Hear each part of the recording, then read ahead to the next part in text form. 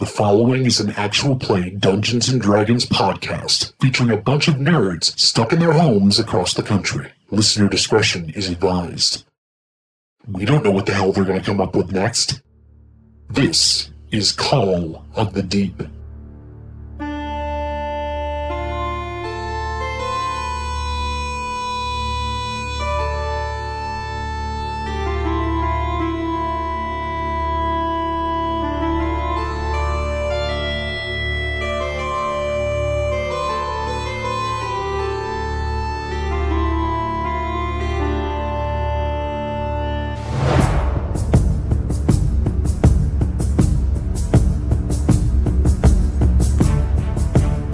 Internet land, and welcome back to another episode of Call of the Deep, a D&D 5th edition podcast.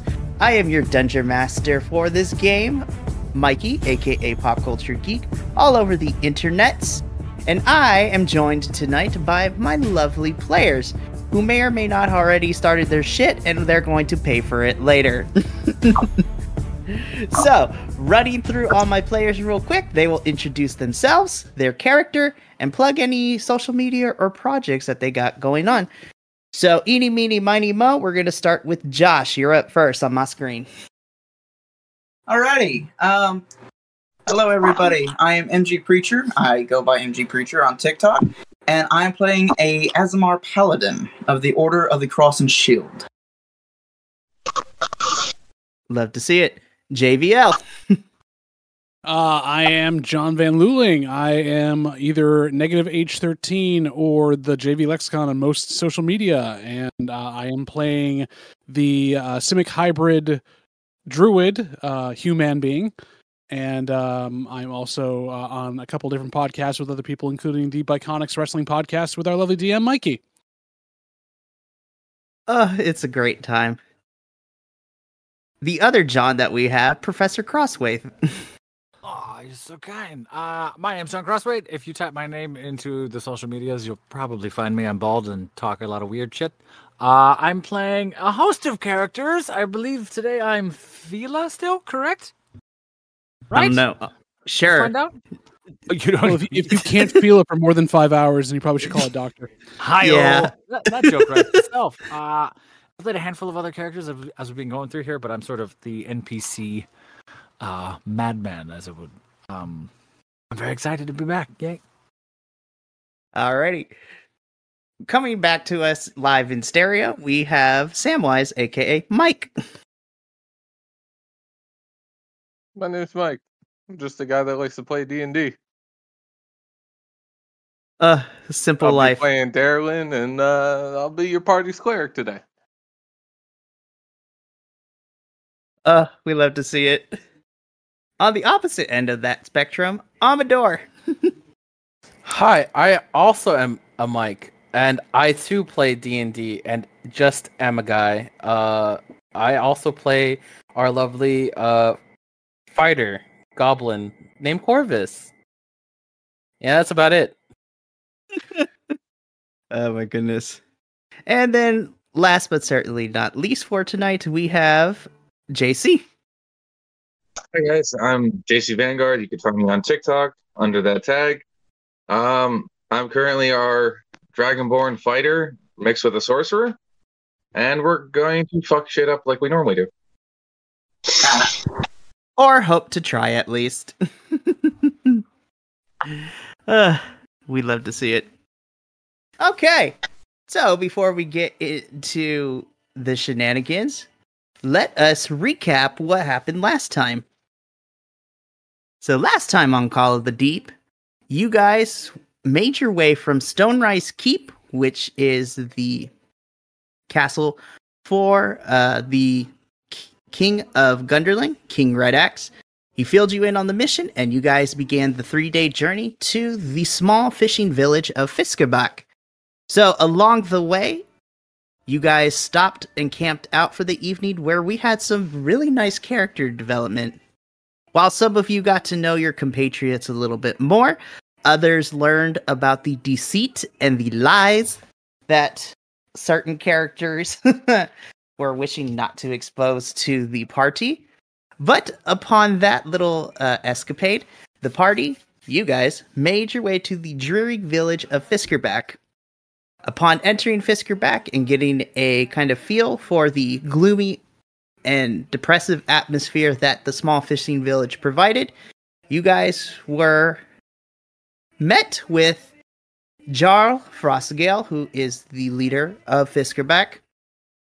Not the nicest guy, a bit of a hothead per se, but regardless, he filled you in on what exactly it was that he wanted done, and you guys made your way about an hour outside of town where you guys encountered a metallic, essentially spaceship that crash landed onto the shore. As you guys made your investigation of the deceased bodies that were there, you guys were greeted with a greenish elf-looking woman whose armor was tattered. And upon a short battle where some of you succeeded in your hits, someone stabbed themselves with the javelin in the foot. That Some was also- not this session. That was one of my old campaigns. I just simply missed this time. You got sand in your eye. And then we also got Andrew, use sand. Oh, jeez. And then we also got one NPC whose dagger also has a force charge of like an EMP bomb, which was amazing. But upon finishing said battle with your unknown foe, you guys were distraught with the sight of her cranium continuing to pulsate up and up until the top of her skull exploded, revealing an intellect devour making its way and running down the shoreline. So, as you guys are continuing to process all that information, Corvus, you are reminded of the words of a conversation that you had not too long ago with a one Rakshasa. So,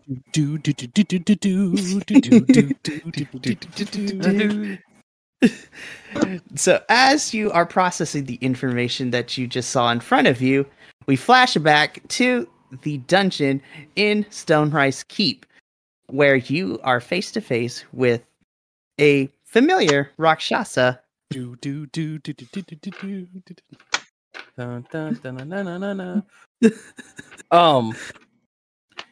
God, it's been a month. Don't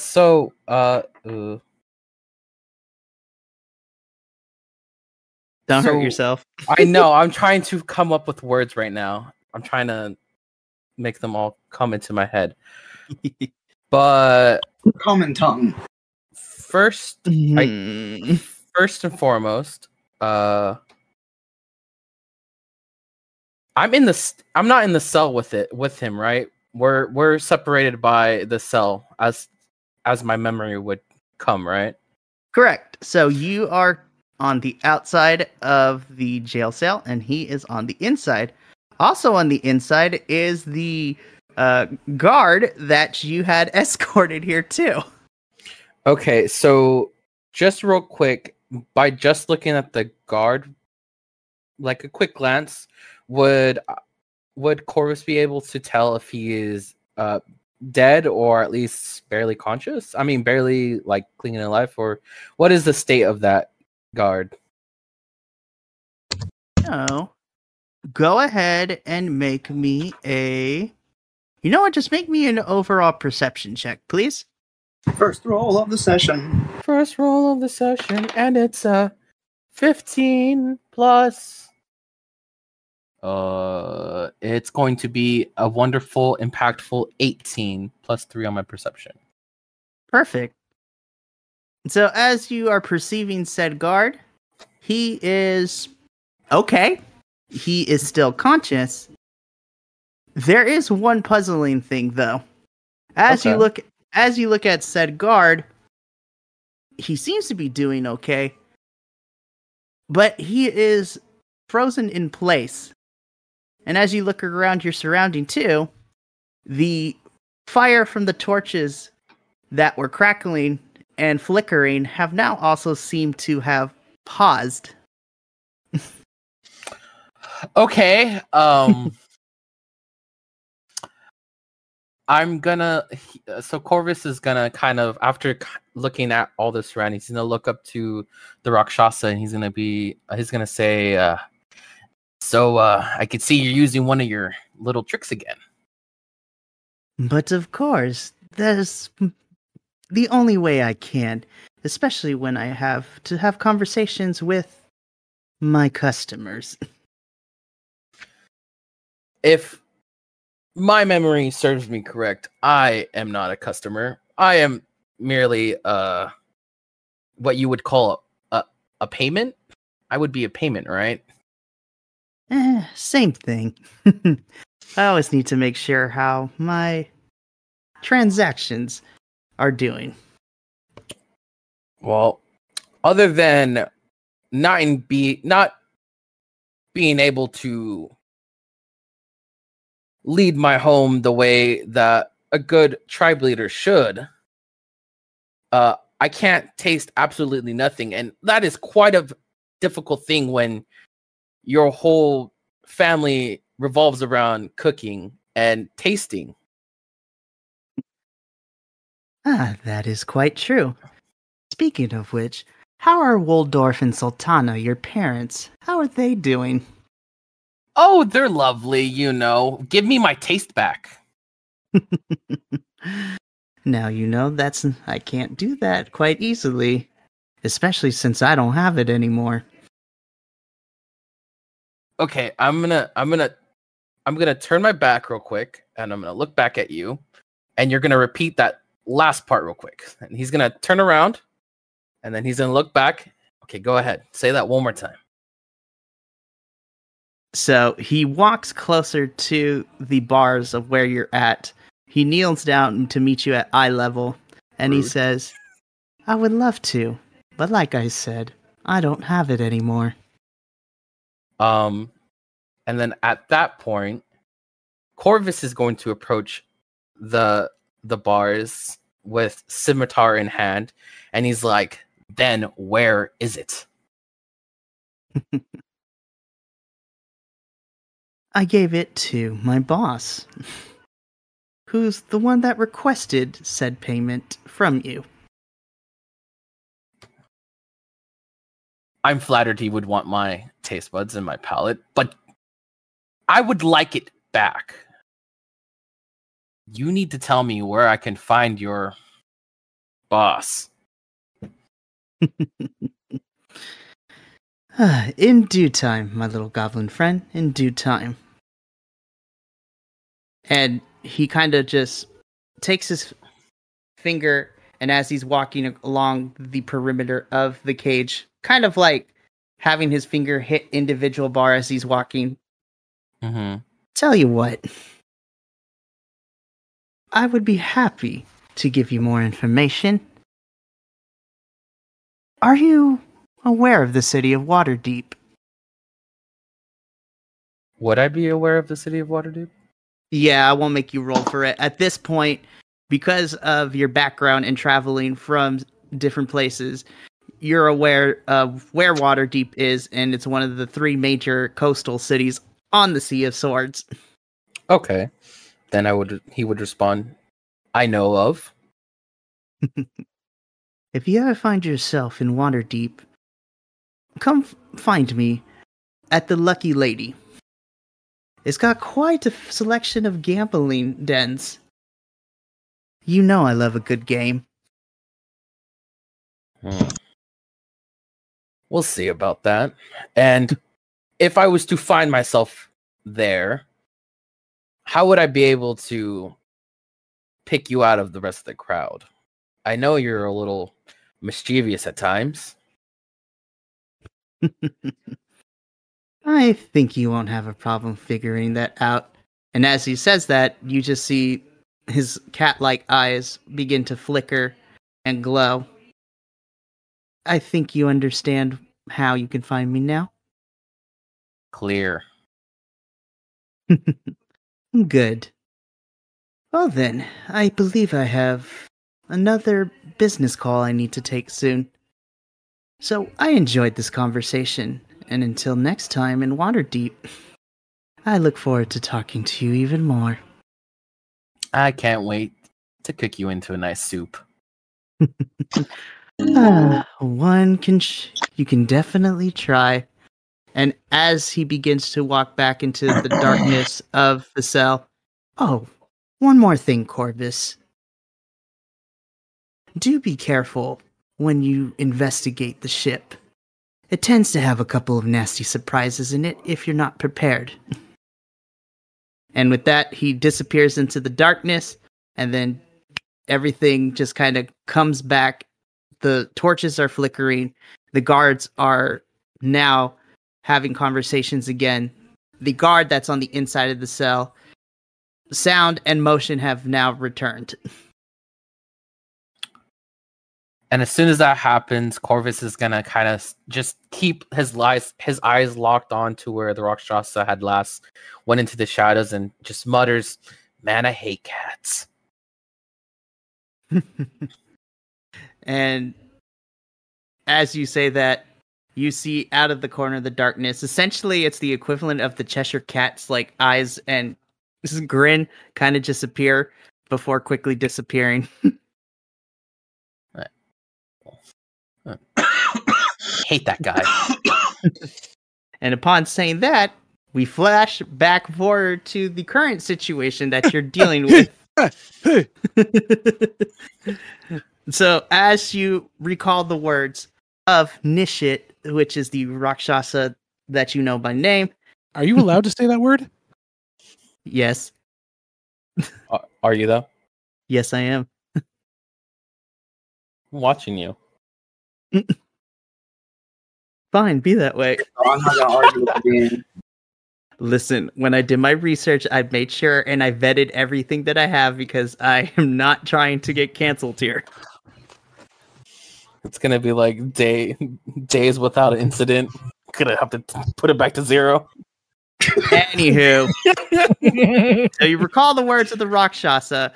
You just saw an intellect devour explode out of said greenish, elvish woman's head and running down the shoreline with the rest of your compatriots. I thought we smashed that thing. Nope, it's just running away. It's just gone, huh? Yeah, bam, it's gone. How far away is it at this point? It's moving with pace, right? It's kind of like chugging along. It's about, give or take, 60 feet away from original point of exploding out of head to where it is now. I'm going to run after it. I'm going to throw my spear. And I'm going to say, I guess this is the surprise that the little shit was talking about. All right, so you know what? Let's see. So you're running after it. So you're going to try to keep pace. You're going to throw a spear at it, Hugh. Mm-hmm. And then Corvus, you're going to do what now? I'm just going to say, like, not trying to hide it, but, like, this is the kind of shit that this is the kind of shit that the cat was talking about, basically. Like, this is what he was talking about. The little surprise in the ship. Okay. So, we'll say that Fila is keeping pace. Hugh, I can't believe I'm actually going to say this, but please make me an attack roll. I don't think I'm trying to kill it. Just pin it. Yeah. I lost it. All right. 17 to hit. I mean, that definitely hits. Oof. All right. Drew a spear 60 feet and hit a running whatever the hell that is? That's like 2 feet tall. You do not know the things that I have had to do to be able to survive. So that is 4 points of damage. I mean, it's still kicking. And just the motion of said spear arcing perfectly through the air and finding its target. Upon impact, you just hear from this intellect devour a very piercing and discomforting, like, gargle of a screech. And it is struggling with ferocity to try to get unpinned with no success. I'm gonna draw my rapier while I'm running. How close am I now? I will say because it's pinned, you are now about 10 feet away from it. Can I jump and try to stab it? Do you want to stab it? Why not Does stab he it? get Is advantage for being pinned? it pinned? Yes. It is pinned by the spear. So if you want to stab it, you can do so with advantage. It's like going to a Brazilian steakhouse. It's on a skewer. You just have to use your sword to just take it down. Oh, those are so fancy. They call that al pastor. As I'm Lingua. running, Corvus is, we call it El Pastor. I'm going to close in and just poke it, and so if I could pin it on the opposite side of where it's pinned by the spear. Instead Okay. of trying non-lethal just for a second. Okay. Non-lethal with my stabby weapon. Exactly. I'm like non-lethal with the stabby weapon. Let's see how good I am at this. 16. I mean, it's pinned, so yeah. So it's pinned twice now. Perfect. You just skewer the damn thing. I love how you're trying to give double advantage. It's like double advantage. It's like Look, now you can't fail.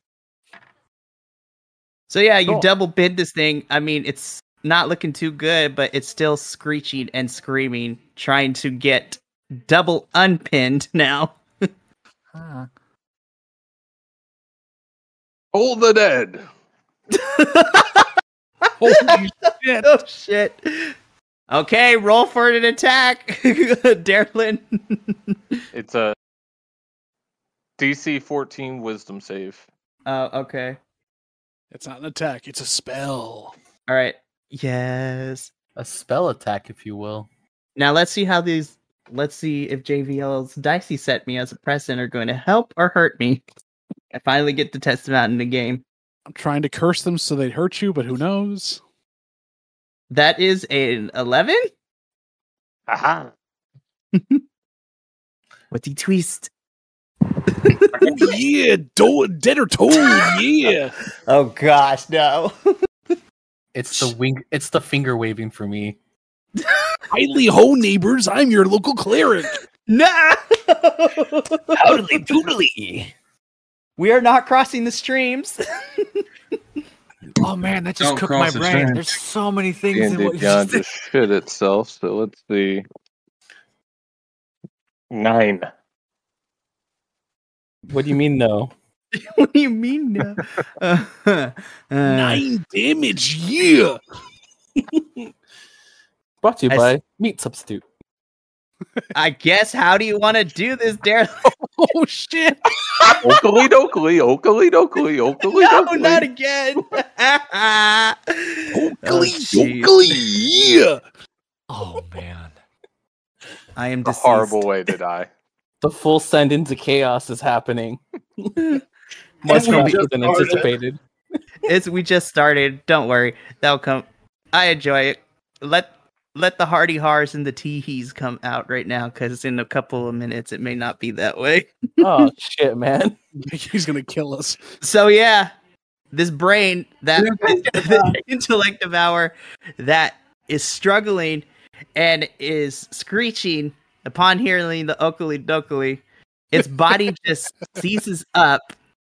It stops screeching, and as best as it can while being pinned by a spear and a rapier, it just collapses onto the ground, and it is now a lifeless husk of the Brain matter. atrocity of an intellect devourer it once was. It has a husk. It does now. A dry, leafy outer shell. All right. More like a So, tamale, you know, you look inside, just open the It's husk like- and it's a how tamale? dare you? How dare you how dare you desecrate tamales? Look at me. they're delicious. I know they're delicious. delicious. We're part of the Holy Trinity. That's why we celebrate Christmas, right? The Father, Son, the Holy Tamales. Oh my gosh, blasphemy! Boom. But I love Sit. it. Spike. Okay. Blasphemy, blast for you, blast for everybody in the room. So now you have this intellect devourer just dead. I'd like to examine it. I've never seen one of these before, and get my spear back. I'm going to pull thine sword out of the ground and clean it on whatever clothes I'm wearing. Yeah, that tracks for Philo. It's like, Thank you. what in the crap is that? Alrighty. Brain juice. I've never seen something like this before. Okay. Since you are investigating it, JVL, Hugh, please go ahead and make me an investigation roll. That is a 12. Oh, buddy. Buddy. Buddy, Nah. buddy. Buddy. No, okay, that's good enough.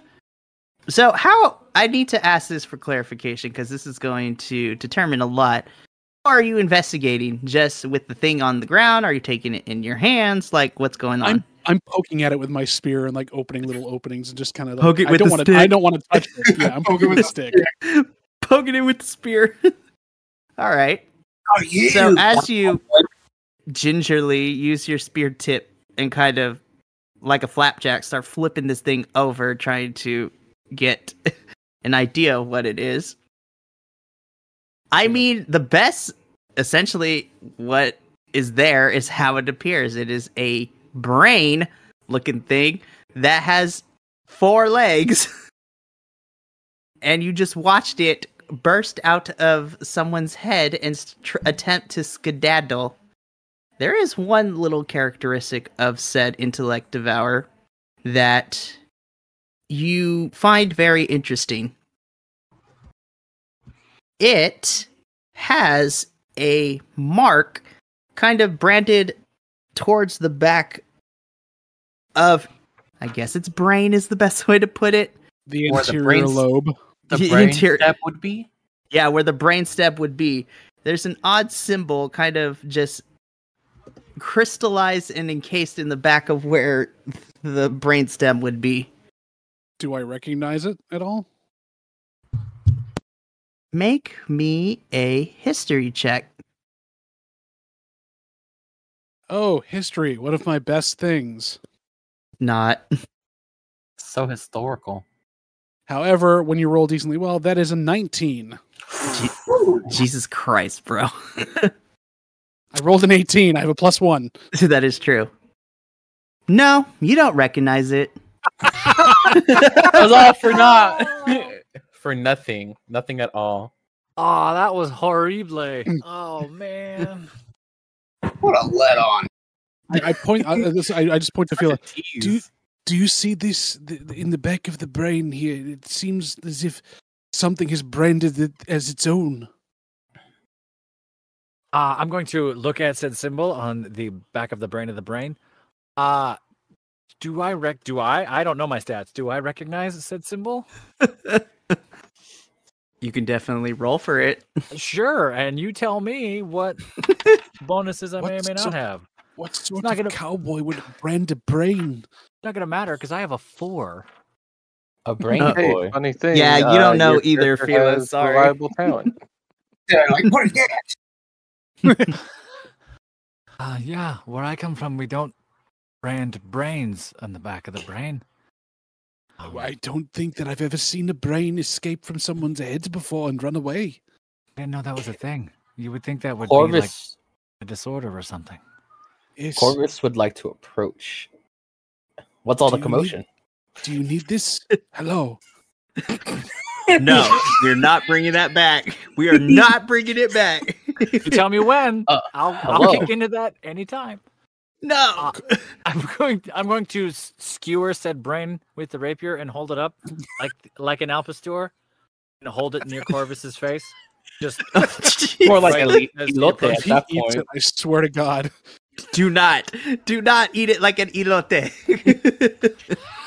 In my hometown, we used to make these into noodles. In your Just hometown, as a- you have brains running around the streets? Oh no, only when they're in season. What? When brains are in season, running around in the streets, you eat these. It's not really a street; it's more like a jungle. But yeah, it's kind of the idea. What season is brain season? You Welcome live in to a the jungle of jungle. brains? Oh no, just this specific day in this random day in summer. You never really know; it just randomly happens sometimes. One day a year, brains fall from the jungle in which you live in? Not fall, more like prance and jot, like this one. As the three of you are kind of having this conversation, Tydek, Darlin, Dedic, and Prince, the four of you are kind of just a little bit off to the side, off to the distance, and Prince just kind of turns to you and just looks back at the three of you, looks back at the rest of you, and continues to do the head bob motion of looking back and forth. I look at Prince. Should we go over there? I look at Prince. I have Fix no the ship. idea what's That's I just Darlin's think job now. He's going to fix the ship. In some sort I of will brine. build a flotilla. Or rather, repair the scraps of ships I find into a flotilla. I'm going to walk Listen, the if it- brain back towards Prince and Tydek and everyone else. I'm just marching back with the brain on the rapier. I'm walking with Corvus going, so you simmer it in like a brine of some sort, and then do you season it? Or, like, I'm trying to understand how you cook it so it doesn't lose its flavor and texture. Yeah. So you usually do what we call a walk. We are walking, so you walk with it? Oh, the no, movement of it? No, not No, you walking. Walk. W-O-K. I hate you Oh, I guys so know. much.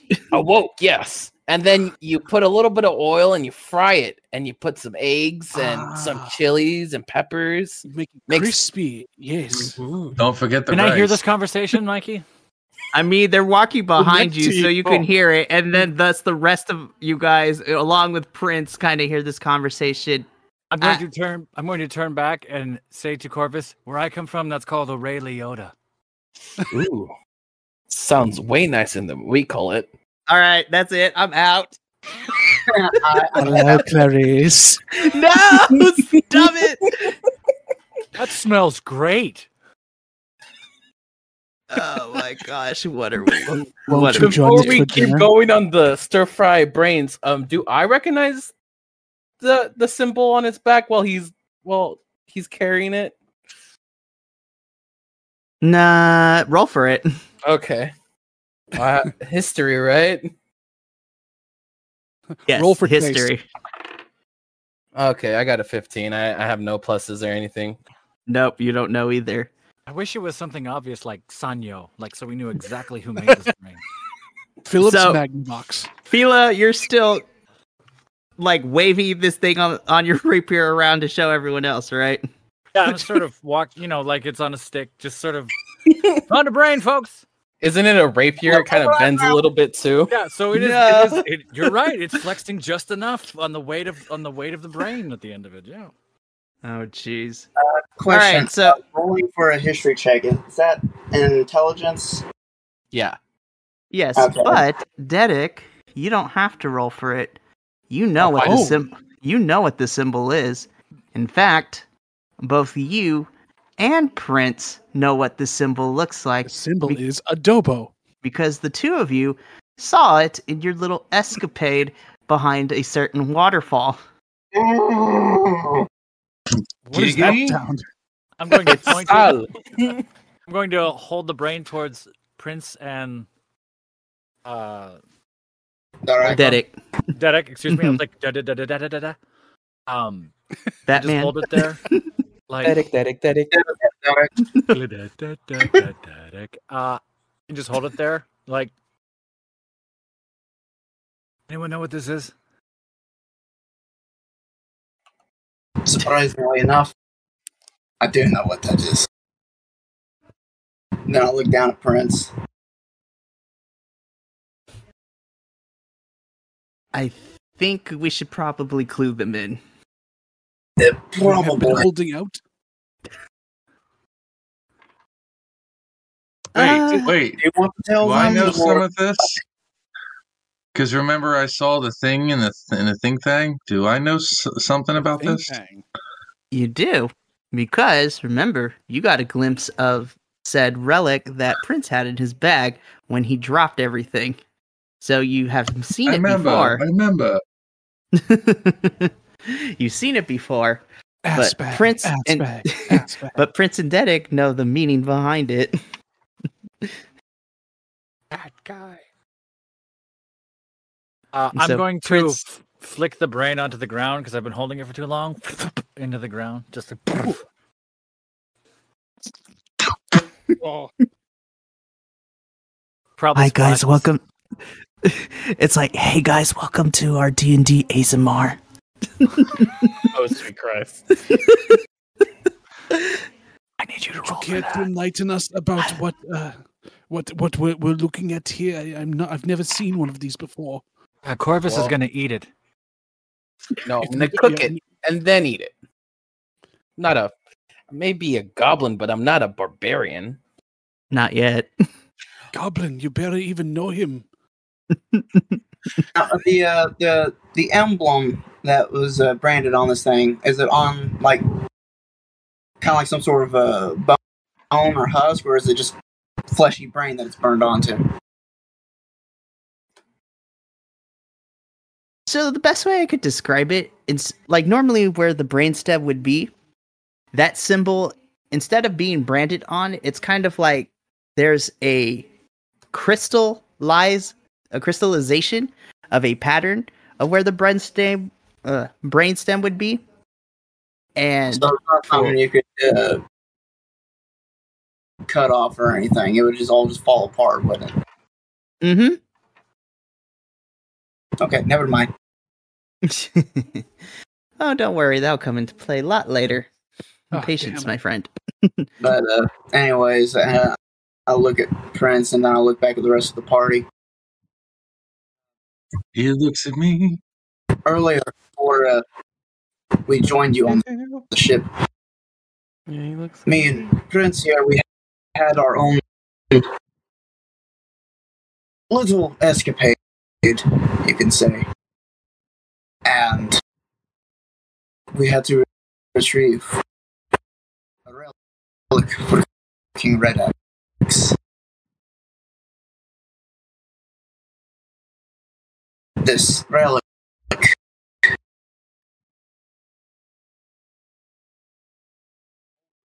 all we did was it's just like everything went dark first. Above all that, but then it's like we opened our eyes and all we saw was just stuff. And at this point, he kind of looks a little distraught because he's still processing what it is they saw. And there was these creatures just surrounded all of us.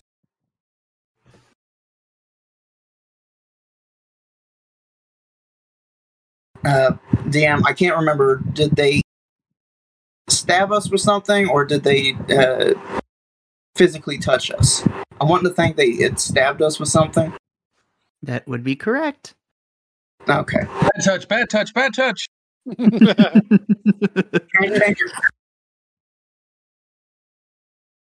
When we looked around, we couldn't move, and we just saw these strange-looking creatures. I can't remember if I've read about them or anything.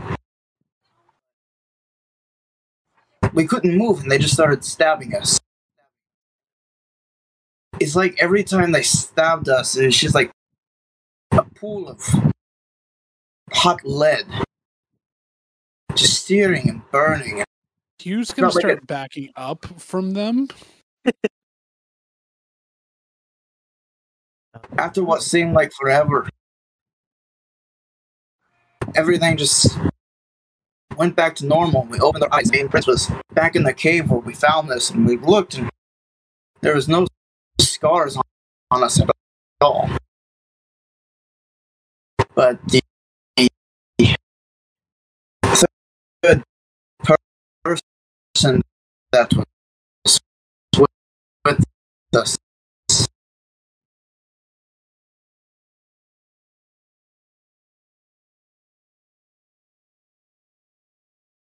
He was Oh, there, no. but he was gone.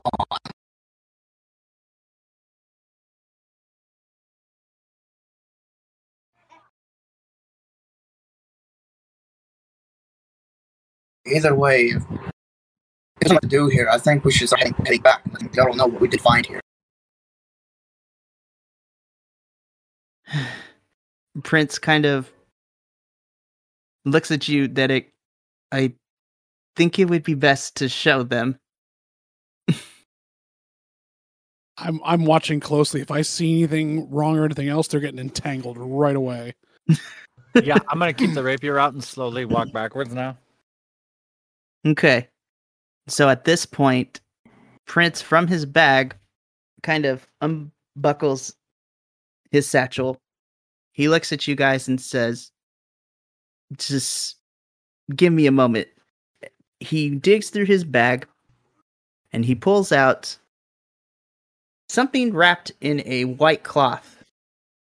This is the first time you guys have seen said white cloth with item wrapped in it. Tydak, you know exactly what this is, given the fact you've seen it the previous night. And as Prince gently unfolds the white cloth, holding it in his hand, you see a wooden red kind of fish relic. So it's a wood carving in the shape of a fish stained in red. More specifically, as you take a closer glance at this relic that Prince has in his hand, you notice that there is a series of circular and linear indentations all over the relic. The best example is, think of it as like Morse code. So there's a series of Morse code drilled in circles and lines all over said relic. And as Prince kind of just takes his eyes and slowly looks at the rest of the group, I warn you, what you're about to see is not for the faint of heart. But just continue to listen to mine and Dedic's voices, and we'll get you through it. And he kind of just slowly holds out the relic in his hand towards the rest of you guys.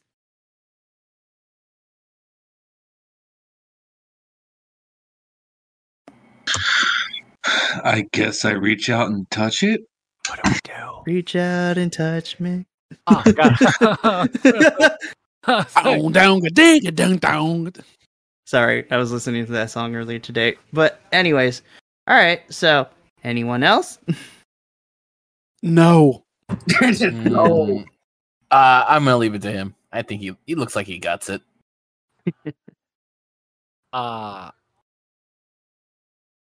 going to stare. I'm going to look at Prince and say, "You want me to touch your wooden fish?" Damn it, John.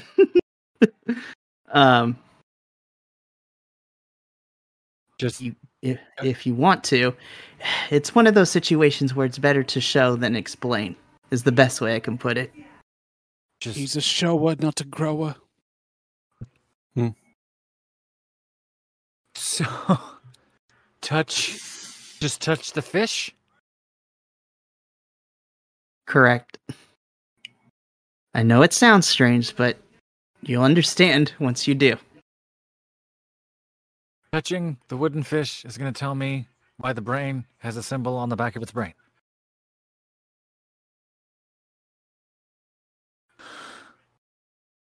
I'm going to keep my sword out. I'm in my last hand. I'm just nonchalantly just going to put my hand on the fish. Like, no big deal. Fine, whatever.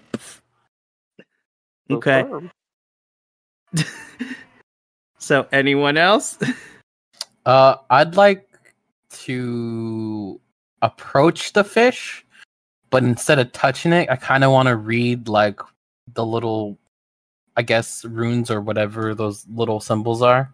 See if I can make anything out of it. Okay. So, go ahead and make me a... Let me see. Fish little relic. Make me a religion check. Oh, okay. There it is. Oh wow. Okay. Papa needs a new pair of shoes. Oh, I got a 10. Nope.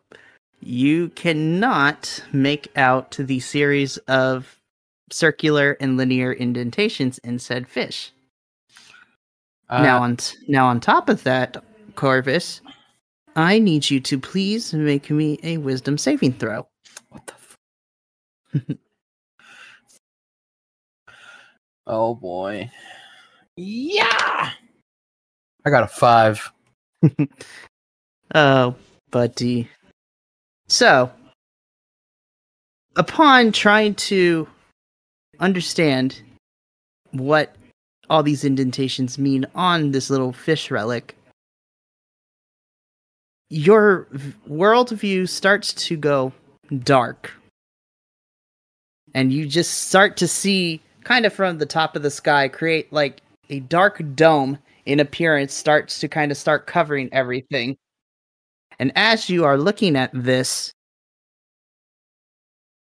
everyone else begins to disappear into said darkness, except for Prince, Fila, and Tydak. And Tydak and Fila, you also notice said kind of dark dome begin to enshroud itself on the shore of the beach you're currently at. And as soon as the final portion of this darkness touches the ground, there is an eerie, still silence, where the only thing that all of you hear is your own breathing.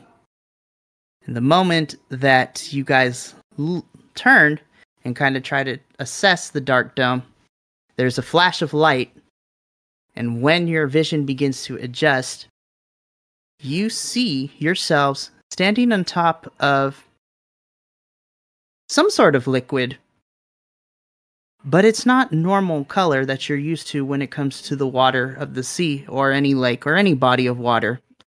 In fact, there is a interesting iridescent metallic silvery color in the liquid you're standing on top of.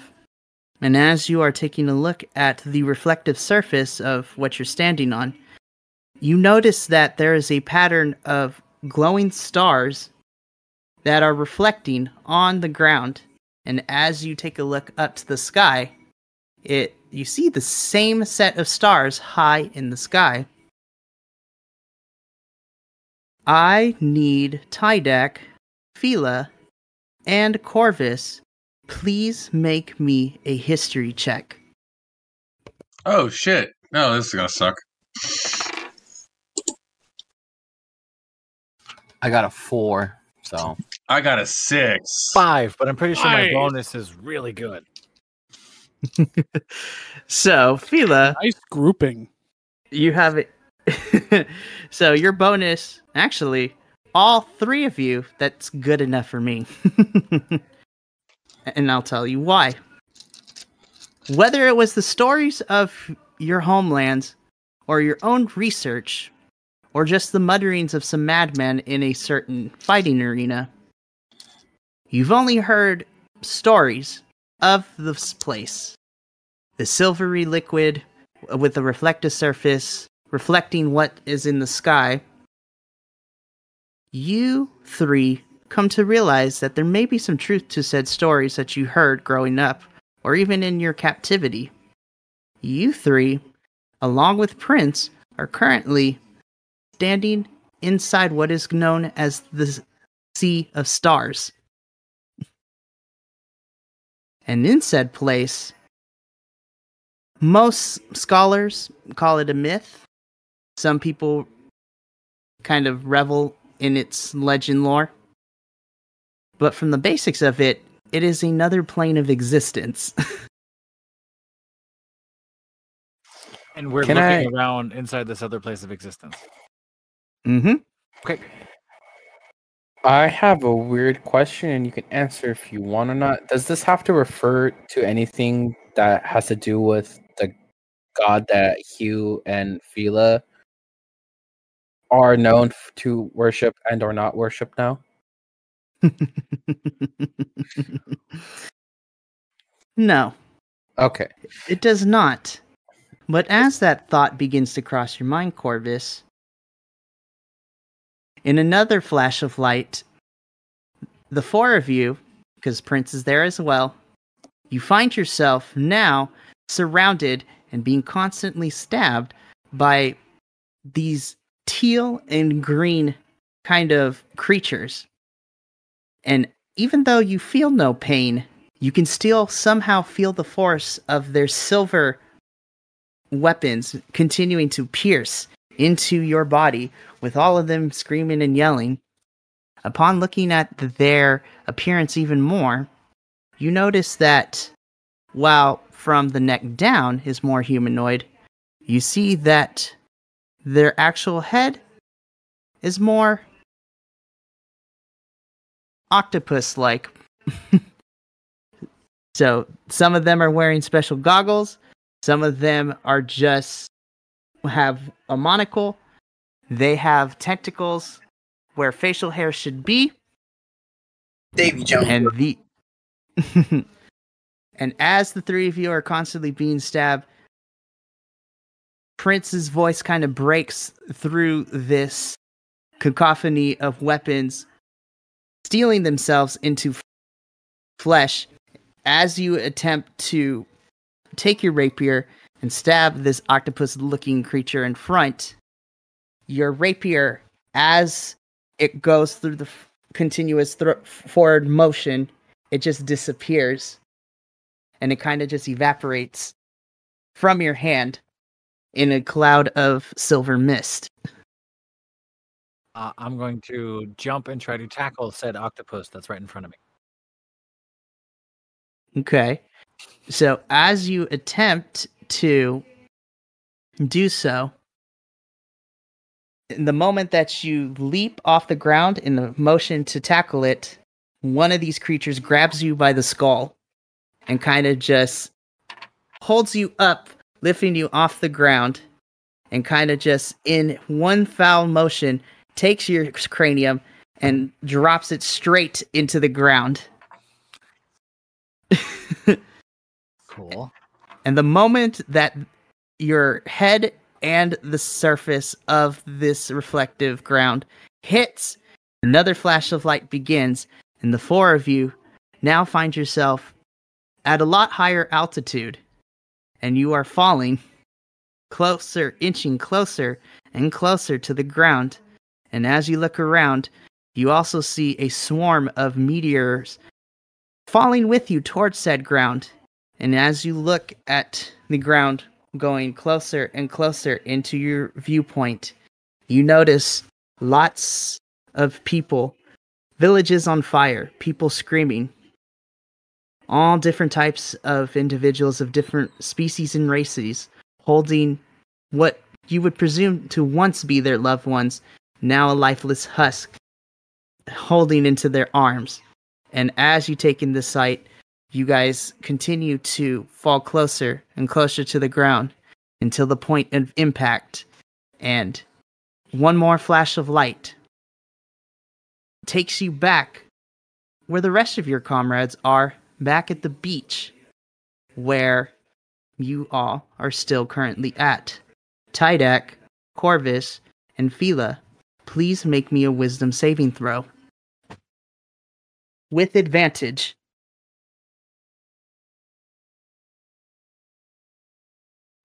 $14. 17. 18. Okay. Very nice. So, the three of you, you feel and you hear some sort of incoherent voice trying to penetrate your mind and kind of darken your thoughts. But your mental fortitude is enough to keep said voice at bay, and that voice kind of just disappears from your mind. Prince looks up at the three of you and says, "You," and just looks at you. "Are you all right?"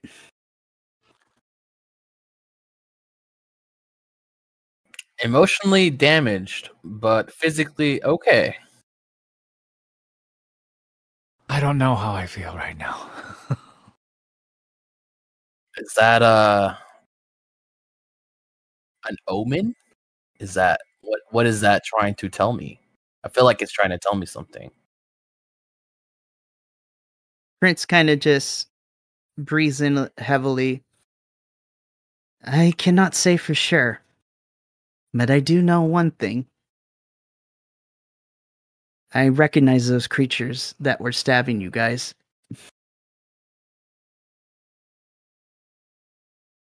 Well, you're gonna tell us? Sorry. Good pause for effect. Prince looks at you.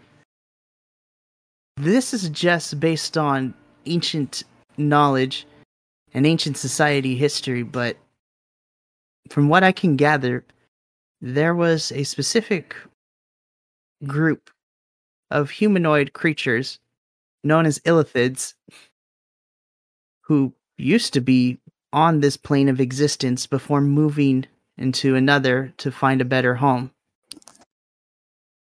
And the rest has just been of what I have been able to learn through the books, but never have I really seen an accurate description until now. I would too if I heard illithids. It's like, nope. Wait, so why were they stabbing us? Why did my sword work? How was I walking on liquid? What is happening? I wish I knew, Fila. I wish I knew. It's a weird fish. Very. You're telling me. What is the point of all this? What does that have to do with the brain? As you say that, you notice that the deceased brain begins to twitch a little bit. Oh no, dinner. We notice it? Yes, all of you, including those who didn't have their trippy acid trip of vision, notice this too. I immediately fireballed it. God. Barbecue. Okay. It hits. Combo breaker. All right, so as the firebolt heads towards the thing, it bounces right off. Do I have my rapier back yet? Yeah, it's now still in your hand. Cool, I'm gonna lunge and stab said brain. It's deflected. Ding, comes right off. I unload a whole fucking I'm slew going of to fireballs. back away slowly, watching the brain. All right, as you continue to firebolt this thing, Tydak, it keeps bouncing right off.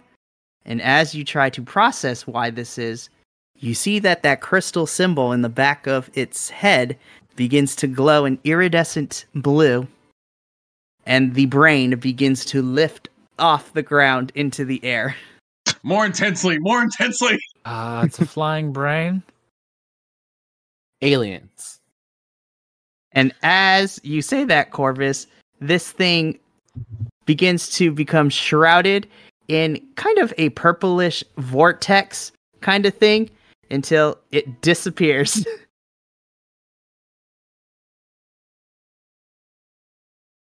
What happened? I think a penguin did it. I'm just kidding. Don't. I seem to be hungry for Penguin right now. Where is he? I'm going to I mean, glare. I'm going to stare at Prince, and I'm going to say, I think you have some explaining to do. A lot of explaining to do. I wish I could tell you more, but I've been nothing but forthright to explain it. I have no clue what this all means.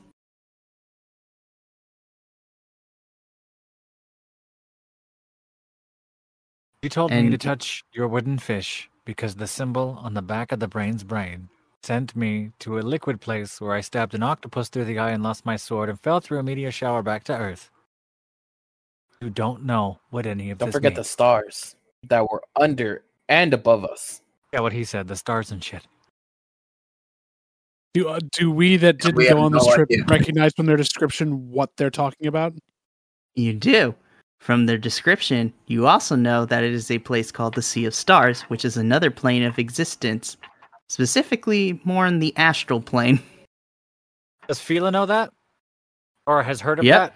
Okay. Yep. Just making sure.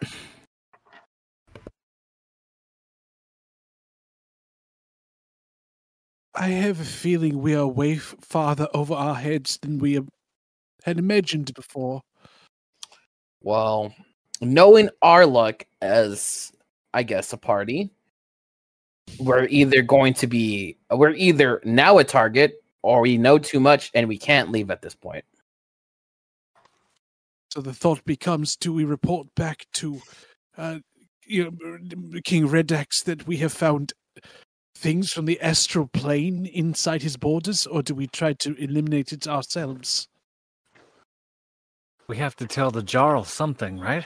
We can't just leave this thing here. These people have no chance. I just don't trust that something worse won't come out before we have a chance to let him know. I think anything that we do now is better than just standing here debating on what we should do. We should just do something. Well, we do That's know great. one thing. Fire doesn't work. Repeated fire did not work, you're very right. You're very right. I hate to agree with you, but yeah, you're right. There Is goes the the body- saying, kill it with fire. Is the body of the elf woman anywhere nearby? Yeah, I mean, her cranium is exploded, but she's still in one piece by the ship where you guys encountered her. Can I look her over and kind of get an idea of, like, other than obviously the trauma of the brain running away, was there any other markings or anything else, like where she was stabbed or pulled apart or something happened to her? Can I look inside of her skull also while he's doing that too, just to kind of see the Do not extent of lick what the happened? inside of the skull. I don't want Please it. don't lick it. That's gross. I Okay. have standards. So, both of you make me an investigation check. 16. I got a fat solid 8. All right, we'll start with you, Corvus.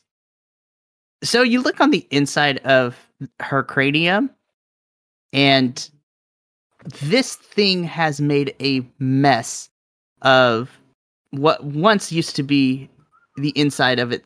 Her skull and brain is just mush, and and she has recently deceased, so the blood is still fresh. It is still wet. And it just looks like what happens when you puree Jello on the inside of a human skull. So I can kind of infer that she wasn't already dead when it bursted out. She had died when it bursted out, not before. Correct.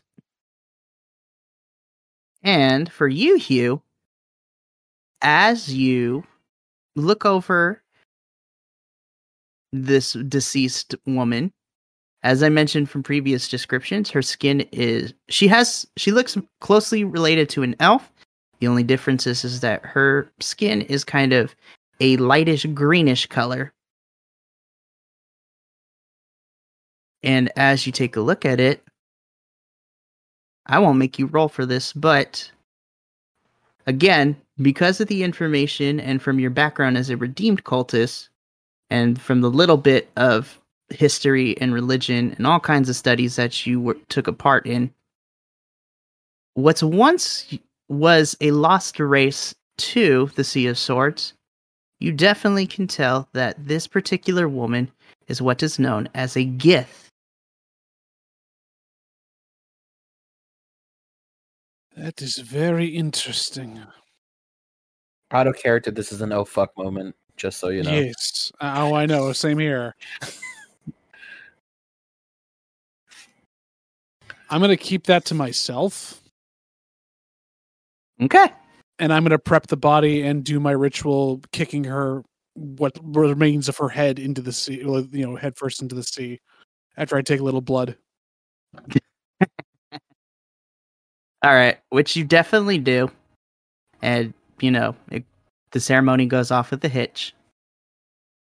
Well, yes, I cave in what's left of her skull by accident because I can't get to the top of the head. Oh, jeez. Oh, you're making a mess. Come on. On my boot. Oh, gosh. Why? Perfectly you good do that? vestments. I'm going to start walking towards the ship and go to investigate the ship. I'm gonna go. I'm gonna go with. God, I can't remember your name. I'm sorry. Fila? Fila, You? thank you. I have to think of Fila dough. Nice. While everyone's Alrighty. up doing their thing, I want to just find an empty spot, and I want Darek to DM. You know how I said I would contact, say, my elders. I contact them by praying, so I just want to find a nice little secluded spot, and I just want to sit there and communicate, because earlier I remember talking to the Jarl about sending some sculptors, craftsmen over to help rebuild the town. Okay, so that'll be easy enough. Now, the question, are you praying to the Baron, the Baroness, or both? Both. Okay. So, do you begin to you find posture, you find your posture that you usually do when you pray to the Baron and Baroness, and yeah, you begin to pray. And I'm assuming you relay the information of what you promised the Jarl. Do you relay the information that you just discovered with your companions too? Quietly, yes, I do relay that, just merely for guidance, because I have no idea what's going on. In all Darek's years, all he's known is just fighting the living and not brains that can literally scamper off on their own. Okay. So you relay this in your prayer, and you just hear the voices of the Baron and Baroness, both of them, tell you, we will find out more of the situation. For now, keep going along with your companions and see if you can find any more. And one more thing, Derek. Make sure that you keep Prince safe as an act of good faith for King Red Axe. It seems that little penguin is involved in a lot more than we originally thought when King Red Axe sent him over to the island. I'll not return home if I fail my mission. Good. Well, we will be expecting your next report. And with that, Father, the connection kind of just dissipates, and you feel that the line is disconnected. So, Hold on, your mother wanted to. Oh, he's gone. What in the name of Darth Sidious is that? oh jeez. Okay. and so then So- I just stand back up and start heading back towards where the rest of the party's at. Okay. So, the rest of you guys, you said you're investigating the ship, right? Or at least I'm on my way towards it, yeah. Me too. I'm following Fila. Sword John, looking for brains. Oh, jeez. Now, Fila, I'd like to let you in on something. What? Let me whip this out. Let me whip this out. Let me Excuse just me tell you a while little- I whip this out. A crazy little cat told me. What? Anyways, What did you my- say? don't worry about it. Shh. Okay. It's okay. Anyways, no, a visitor, you can say, came to me, and he let me in that maybe this particular ship might have a little bit of a surprise. Oh, you mean Uh, the woman with the head exploding and the brain wasn't a big enough surprise? As far as bigger than that, if not adding to. Oh, I feel like this might be interconnected. It might not. It may be a little in your face about it, but I have a gut feeling that something for lack of a better word is fishy going on. I'm going to stop in my tracks and look at Corvus and go, huh, right. You go first. And I'm going to motion towards the door with my rapier in my hands and just point towards the ship itself and just stare at Corvus. How about a good old goblin game of Rochambeau? Is it different than any other Rochambeau? No, it's just rock, paper, scissors as the humans. And then you eat your brothers and sisters. Oh, jeez. No, that comes after the wedding. Whoa. Okay. We're not getting married. There's a lot of work in this Rochambeau game you speak of. Yep. All right. Tell me when. Right now. Row. Share. Whoa. What'd you get? That looks like paper to me. Oh, no, it's scissors. Oh, jeez. Oh, you got to move your hand up, so I can't say it with that. Okay, great. I'm going to shake it off. Fine. And just keep the sword drawn and march forward, pretending to be fearless when really I am quite hesitant. Okay. So I'm assuming all of you guys are making your way towards the ship. I'll move up behind Fila, so a little closer. No, Hugh's collecting blood, right? Hugh's not here. I was collecting blood and then performing the ritual. Okay, so Hugh, you're preoccupied doing all that. And then Derek is doing his thingy. Darth Council thing down there.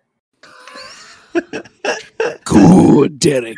Good. Yeah, that's what I think of when you're like, it's the connection. All I can think about is like Darth Maul talking to Darth Sidious on the little hologram thing. Give in to your hate. Oh my goodness. All right, so for those of you approaching the ship, ourselves fully rubbing low. Anywho, I'll follow once I'm done. Okay. So for the sake of it, I will say that after everyone does what needs to be done, all of you are now standing in front of this ship. And so, again, silvery and metallic, just decimated in pieces all over the place. And as you approach towards the back end of the ship, what looks like to be its big kind of bay doors, you see the same symbol that was on the Intellect Devour, kind of just on the both sides of these metallic doors. Huh. That looks like a good sign. Oh, does it? You sure you don't want to go first? Oh, you know what? I'll go first. Oh, thanks. And I'm just gonna walk backwards as Corvus goes forward. And in Goblin, I'm just gonna recite like whatever a Goblin player would sound like as I just go up to these, as Corvus goes up to these doors and kind of, is it like a push door? Is it their knobs? Whatever he needs to do to open the door, he's gonna do it and like push it open. I mean, you can definitely try. Like, okay. Come. So Corvus, I'm gonna say that these are like sliding bay doors, so you're gonna try to slide it open. Yeah. So please make me an athletics check. Hope that nobody put the little bar behind it so you can't move the door. You said athletics? That is correct. Okay. 19.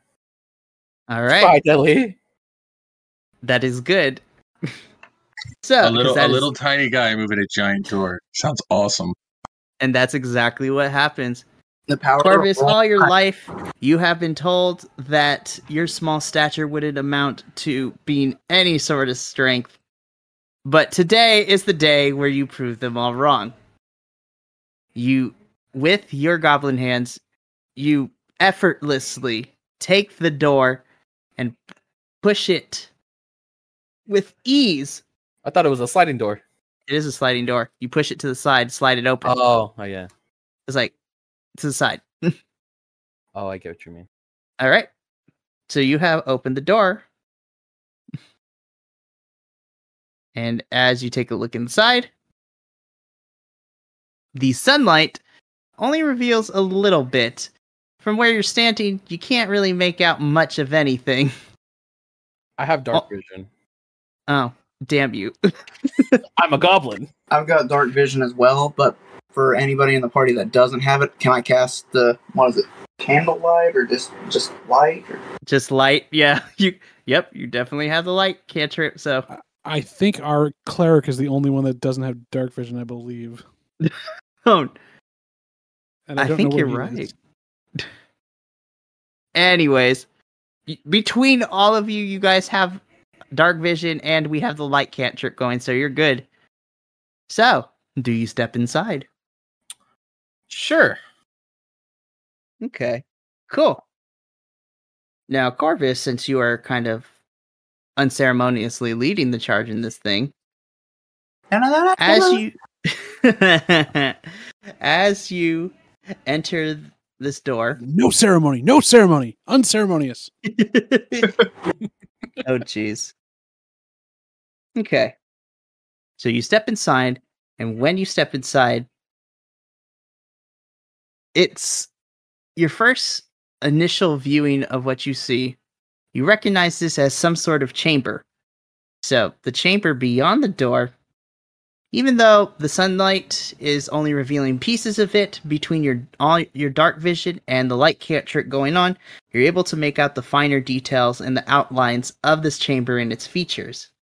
You see that this particular chamber is roughly cylindrical, and it is filled with glass, kind of like chambers and pods, if you will, with a kind of oozy liquid kind of seething out of some of these broken chambers. Oh no. And these chambers are kind of solidified with sheets of like this iridescent black metal. And in some of these unbroken chambers, you see dozens of tadpole-like creatures. Some of them just looking like that. Some of them have slender tentacles attached to them, kind of just floating in some of these chambers that are not broken. And at the very end of the said chamber, you just see a bunch of broken equipment all over the place. And you also see another set of doors at the end of said chamber. So to start off, Prince has revealed to us that what we saw in those visions were mind flayers / illithids, if you will. Yes, that is correct. So can I roll a knowledge check to kind of tell what these are? 'Cause I know what they are. Corvus doesn't. That sucks. Kill it with fire. Go for it. More than fire. I could do that. Fire blast. No.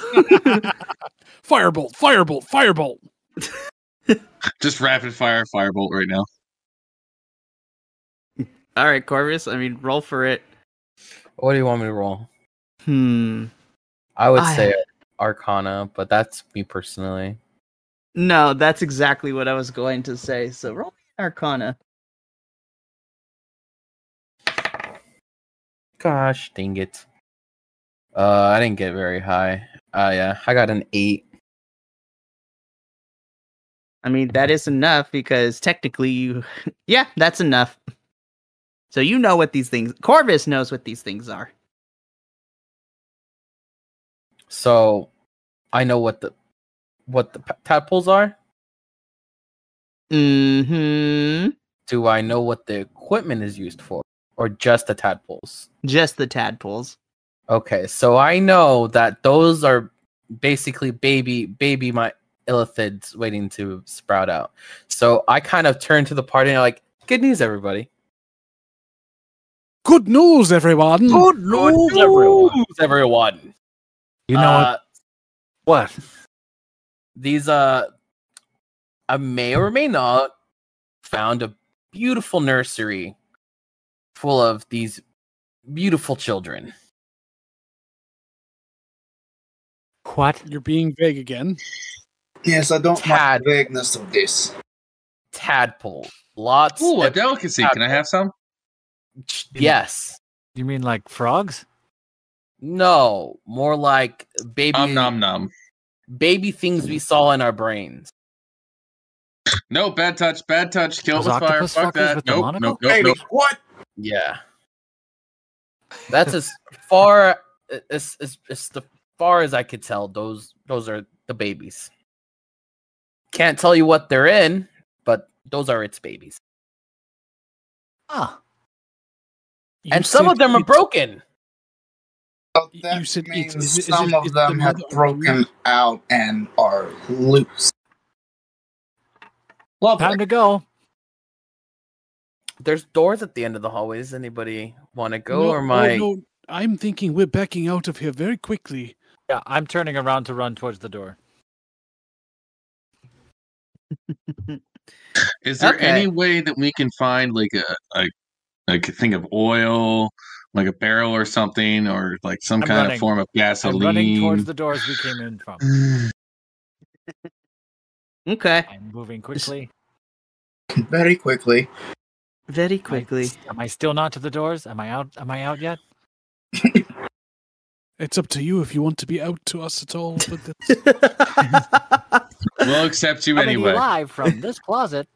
I'm Whenever you want to leave it, buddy. Oh, jeez.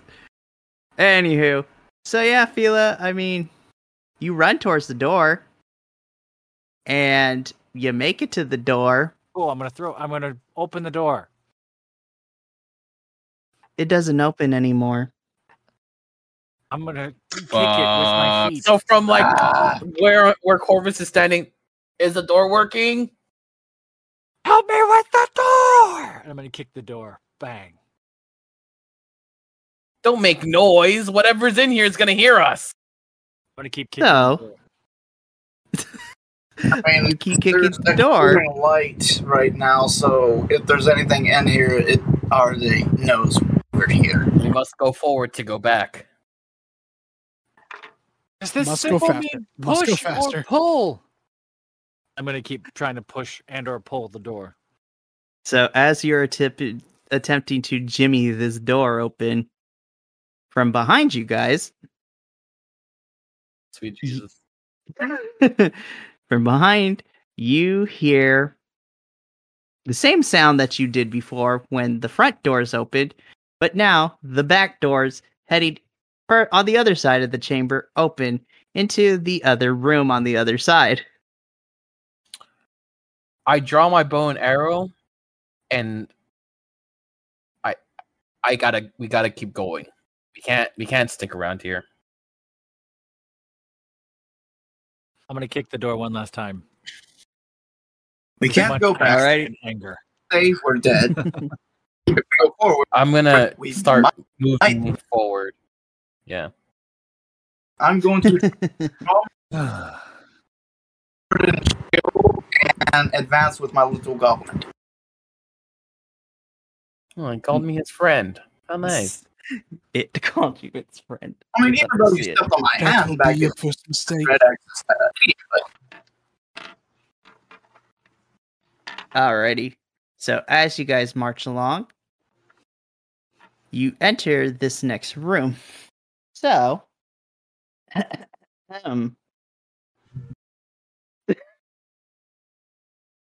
you guys, I promise, it's nothing bad. Dan, how long You literally cannot tell me that.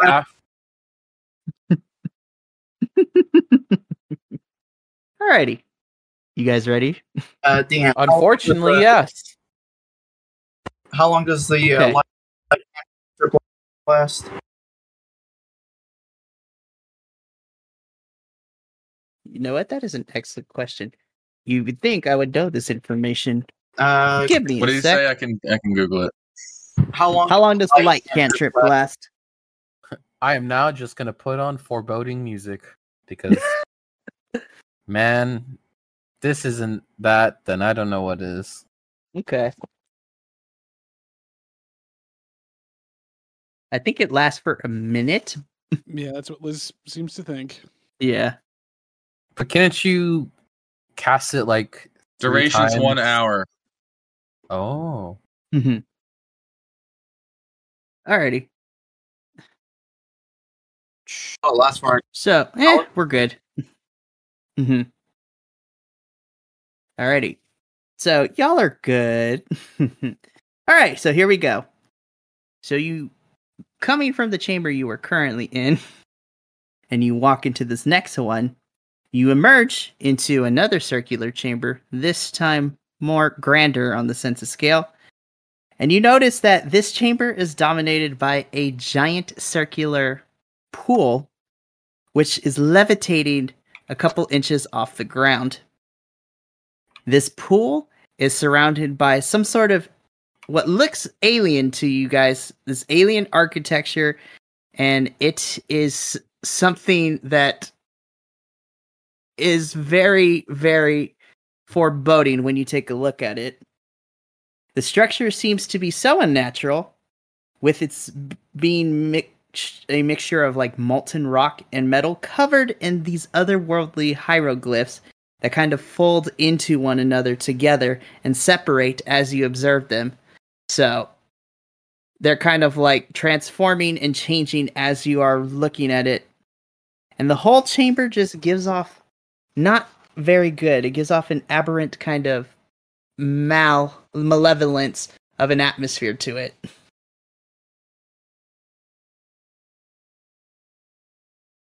I don't like this. So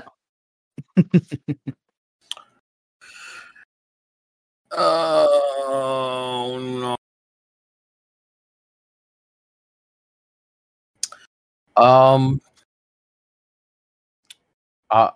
I want to go closer to the weird pool thing and kind of like look in, but not like put my face up to it. Kind of just like Kind of glance at it. look. Yeah, but like kind of keep my distance at the same time. Do you need to climb up on my shoulders? No, I don't want to put my face near it. okay. So if I hear you correctly, you want to take a look at the levitating pool. Correct. Is Okay. it taller than me? Well, I mean, it's levitating off a couple inches on the ground, but randomly there's like a step stool there. There's like a shorter elephant out in the world that we haven't met yet. You know what? Since It's got a Bodak is goblin. dancing with him. I'd like to check the pool out as well. It's a Okay. convenient step stool that has written in goblin on it. Please use me. I'm sorry. Wait, what? You're just like, Alrighty, so Dedic and Corvus, you are gonna go examine this levitating pool. Is that correct? Yeah, Yeah. that's what my character would do. All right. So easily enough, the two of you head over to this levitating pool with, may I remind you, these hieroglyphs kind of just folding in upon themselves and changing. And as you take a look a little bit closer, you see that inside the pool is a very familiar sight. Uh-oh. So that little vision that you guys experienced with this metallic reflective surface, in that vision is the same one that you see inside of this pool. And the two of you, once again, your vision begins to be clouded as this dome of darkness begins to take you both Oh no. into another vision. Oh fuck, oh fuck, oh fuck, oh fuck. Can we back away? Is it too late? It is too late. Dang it. We can't grab them, pull them back. I mean, you can definitely try. It's happening again. Gonna definitely try. Go for it. What do I have to roll? I guess give me an athletics check since you're just. You're not gonna like me, Mikey. That's fine. I have a +0 to athletics, and I still rolled a 19 on the die. Very nice. I mean, you successfully are able to pull them away from the pool, but as you pull them away, you notice that their eyes have now kind of glossed over a little bit, and they have become milky and foggy. I don't want them falling in the pool. Carvis and Dedic, you guys are still surrounded by this dome of darkness, and in another blinding flash of light, you are once again find yourselves on the Sea of Stars. This time, you see the same illithid creatures that you saw in your vision before, and now you see this group of individuals, this group of people that look similar to the deceased green-skinned elf that y'all just fought and saw her cranium explode from that intellect devour. And they're on opposite ends of the Sea of Stars. And in a moment that only lasts a couple of seconds, you can feel the tension and the silence just kind of hang in the air before the silence is broken by a loud war horn, and the two sides just begin to diverge closer and closer until they come into contact with one another and begin fighting each other. As you guys are witnessing this, you guys feel someone grabbing both of you from behind and pulling you back. And as you turn around to take a look, you see another green-skinned elf woman. And in fact, the two of you recognize her. It's the same one that you recently just fought. Oh boy. And she begins to tell you, get to the ship. Make sure that this doesn't fall into the wrong hands. And as she hands you a familiar white cloth wrapped package, and as you unwrap it, you see the same red fish relic that Prince is currently holding in his bag. Oh great, there's another one. Can I try something? When she hands it, so when she's handing it, do we both see her handing it to us individually, or do we see the same thing of her just handing it off to us? So both of you see her hand it to you specifically, Corvus, but as you take a look at your hands, they're no longer the small green goblin hands that you are familiar with. They're large green hands. They're large green hands. That's a dream come true. And on top of that, you notice that you are now wearing silver metallic armor. And as you take a look at yourself on this reflective surface that you're standing on, you look exactly like the green-skinned elf woman that you guys encountered not too long ago. So and that you do the same, and you are also green-skinned as well. So when she hands it to us, I'm going to look up at her, or we'll look at her and ask, what do I do with this? What am I supposed to do with this thing? The moment she speaks, you guys, the three of you, are knocked off of your feet by a blast radius of a meteor. And before you get a chance to get an answer, your vision comes back into clarity. And you both now are looking at Hugh, who is kind of just shaking you guys to come out of your stupor. You two almost fell into the pool there. What happened? Where's the damn penguin? I'm assuming behind me somewhere. He's so small I can't see him. Prince, get over here. Prince, kind of just standing at the doorway, just walks up casually and says, yes? Can I have that fish idol? Sure. What for?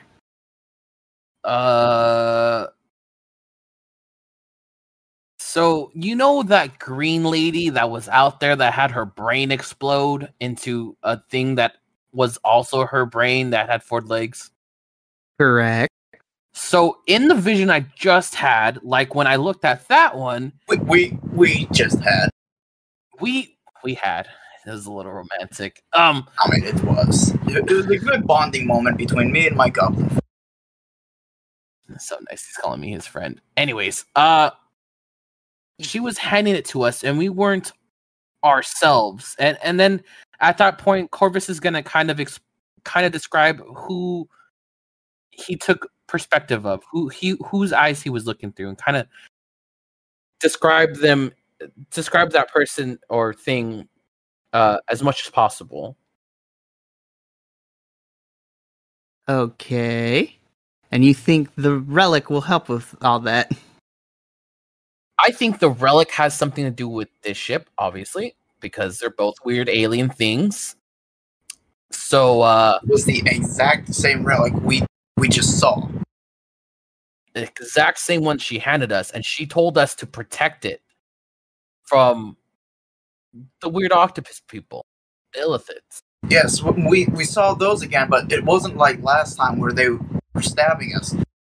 They were off in the distance, and we just hear a war horn, and then they just start clashing with other green-skinned people, like like the woman we just fought. Upon your completion of that explanation, Dedic, Prince looks at both of you and slowly glances at the relic and slowly looks up at you guys and without saying a word, gingerly kind of just gives you the relic, Corvus, and just gives you a silent nod of confidence. So okay.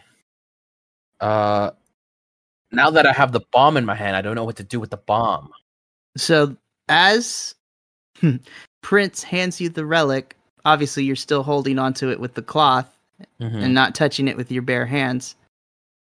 You both begin to hear a voice kind of creeping in the back of your head. It's not the same one where you had your initial vision back on the beach, but this one is more feminine in nature and is more kind of a more maternal voice. And in an echoey kind of voice just says, "Find me." I was like, "Please, come and find me." And as both of you kind of hear this, the relic begins to glow. Is it supposed to do that? I don't know. Prince, is it supposed to do that? Did you touch? And I didn't touch anything. the dogs are apparently happy with it.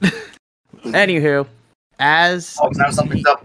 as you, Corvus, and as all of you see the relic glow, the relic kind of now then begins to shoot a beam of light coming from the front of said relic, Wow, treasure. and it just points through the ship, and in the small kind of conclave of the opening onto the side of in this chamber, you see this relic's light point to the middle of the ocean.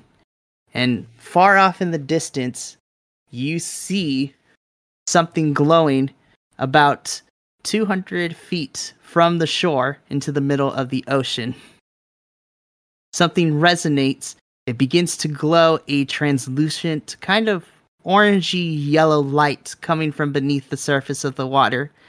And then, just as it appeared, that light begins to fade and dissipate. And that beam of light that was shot from the relic begins to kind of retract, and then it fades back into its reddish color as it once was before. Okay, well, that was something. Yeah, you could say that. Now, There's something in the water that we need to go get. now let me add an extra layer of weirdness. to this whole situation. When I was talking to that guard, or what I thought was that guard, the person, the thing that casted the curse on me,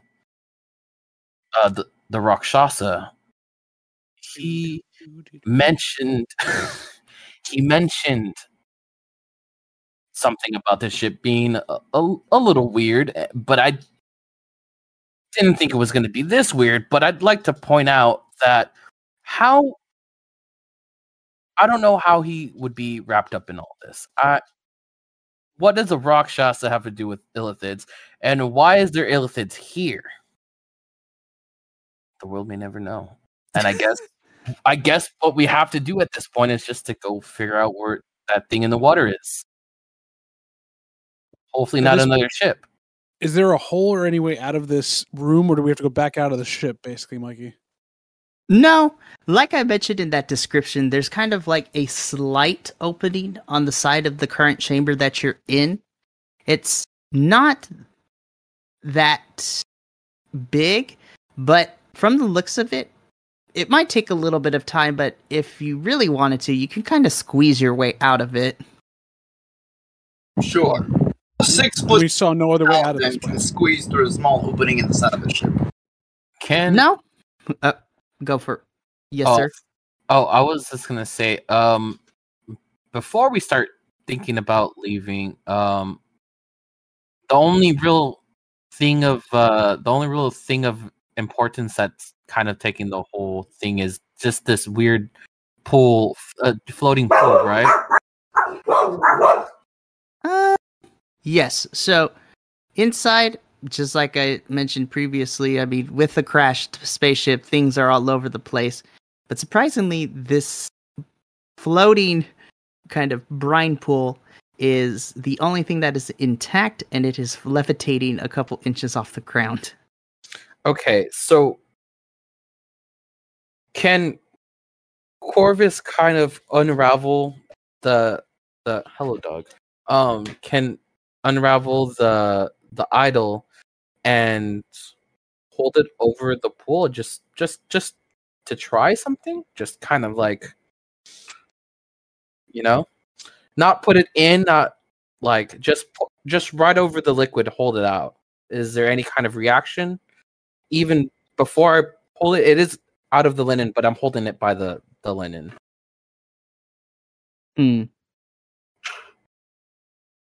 So, the moment that you hold it over the pool, there's no reaction from the idol itself.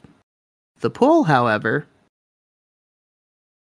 as you hold it over, kind of not too far above the surface of it, you just see a hand coming out of the pool and grab onto it.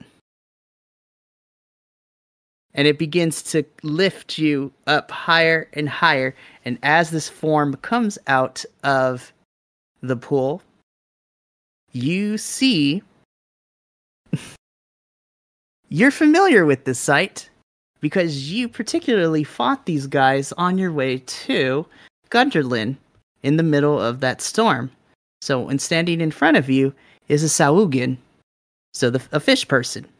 However, this one is completely different to the ones that you encountered on the ship. This one is still humanoid. It is still bipedal, standing in the pool on its two legs. However, this one is more of a gaunt green, kind of similar to the hue of a zombie per se. And this thing has 4 arms, kind of just moving about. And as you look into its eyes, instead of it being regular kind of fish eyes, you see a dark, pitch black color hue in its eyes. And it just holds you above, grabbing the relic, and with a flick of its wrist, just right like... before it does that. Entangle. Okay. Woo! Alright. So, as you cast Entangle, Hugh, Your seaweed, right? That's what it is? It's going to be it's seaweed and sea barbs and all that good stuff. Cool. I mean, I like that description. There's only one little problem with it. As the seaweed makes its way towards this creature, the moment that it gets within its vicinity, you just see your seaweed begin to wilt and to turn a darkened black and ashen color, and it begins to kind of just disintegrate. So the seaweed, where it's supposed to entangle its said target, without even touching this creature, it just disintegrates, and all the life in your seaweed just sucked right out and disintegrates in front of you. And in that same moment, Corvus, this creature just flicks you off the the relic, and you go flying towards the left side of the ship, colliding with the metallic wall and making a pretty heavy indentation into said thing. This Sawugin, or modified Sawugin, just turns to the rest of you and with a very crooked smile just looks at you before being enveloped in a purple and black smoke. And as its form begins to dissipate, he is gone. With the relic? That is correct.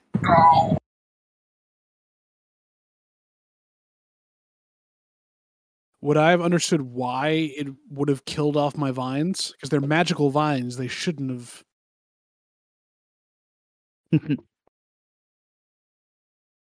You know what? Make me an Arcana check, please. 17. Okay. Hugh. As is with most things in the Sword Coast, or just in nature in general, there has to be a balance between the forces of life and death. When one is too far pulling down the scale, it creates havoc and the balance is thrown out. So there is a particular deity that kind of tries to keep this balance between life and death and is in charge of it. You know that this deity is split into two parts, siblings, if you will, one of life and one of death. And what you just saw in front of you, you know all too well that whatever the Sawugin is has been blessed with, or better yet, has been cursed with the power of this death deity. And this deity, you know its name, and just is called Demeter, the god of death and all things when it comes to the spiritual world. That's not good. Oh, I fucked up. Oh. Did anyone else's butthole pucker? I don't have a ball. I got the wind knocked out of me. I want to go over and check on that Corvus and see if he's all right. Okay. He's still breathing. He's fine. Did I get him? He's just fine. There, girl. Yeah, so Dedek, you walk over to Corvus. I mean, he did get thrown into a wall, but other than that, he's okay. Just the wind got knocked out of him. But you, I am dead. but Hugh, Yeah. as you're processing this information, out of the corner of your eye, you see a female figure, very kind of light gray skin, in white robes, ornate with blue waves, all patterned across her dress. And in her hand is a little rod. And at the top of said rod is also kind of a decorative ship surrounded in a stormy sea. She kind of just walks over to you, Hugh. And she without giving you a second glance, walks towards your direction, walks past you, and without saying anything, she continues to walk behind you. I put my staff out a little to trip her. Okay. You do so. Your staff passes through her.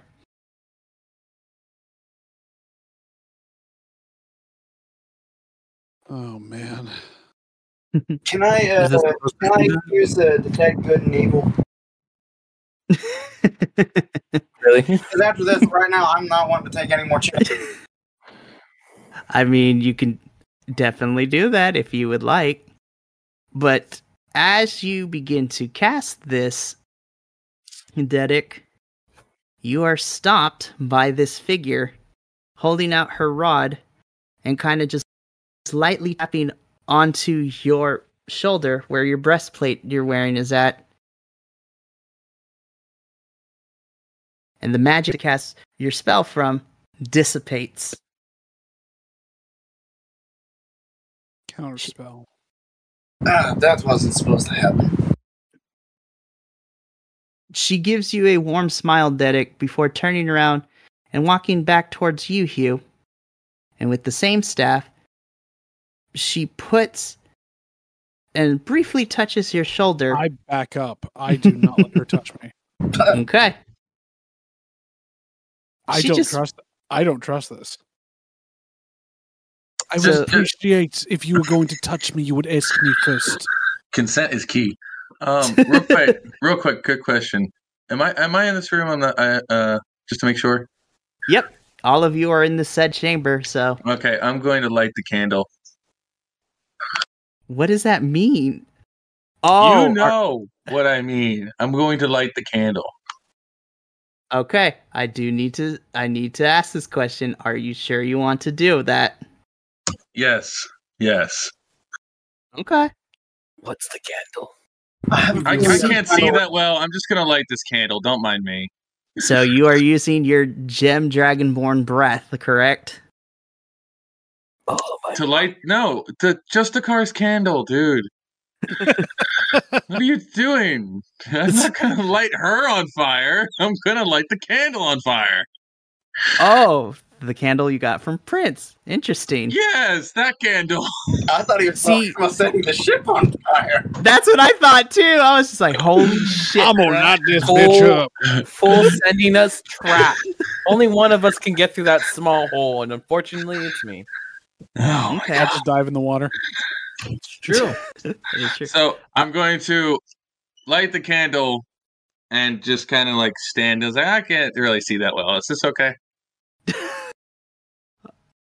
God, I hate you so much, but I love it. But I did give you that candle.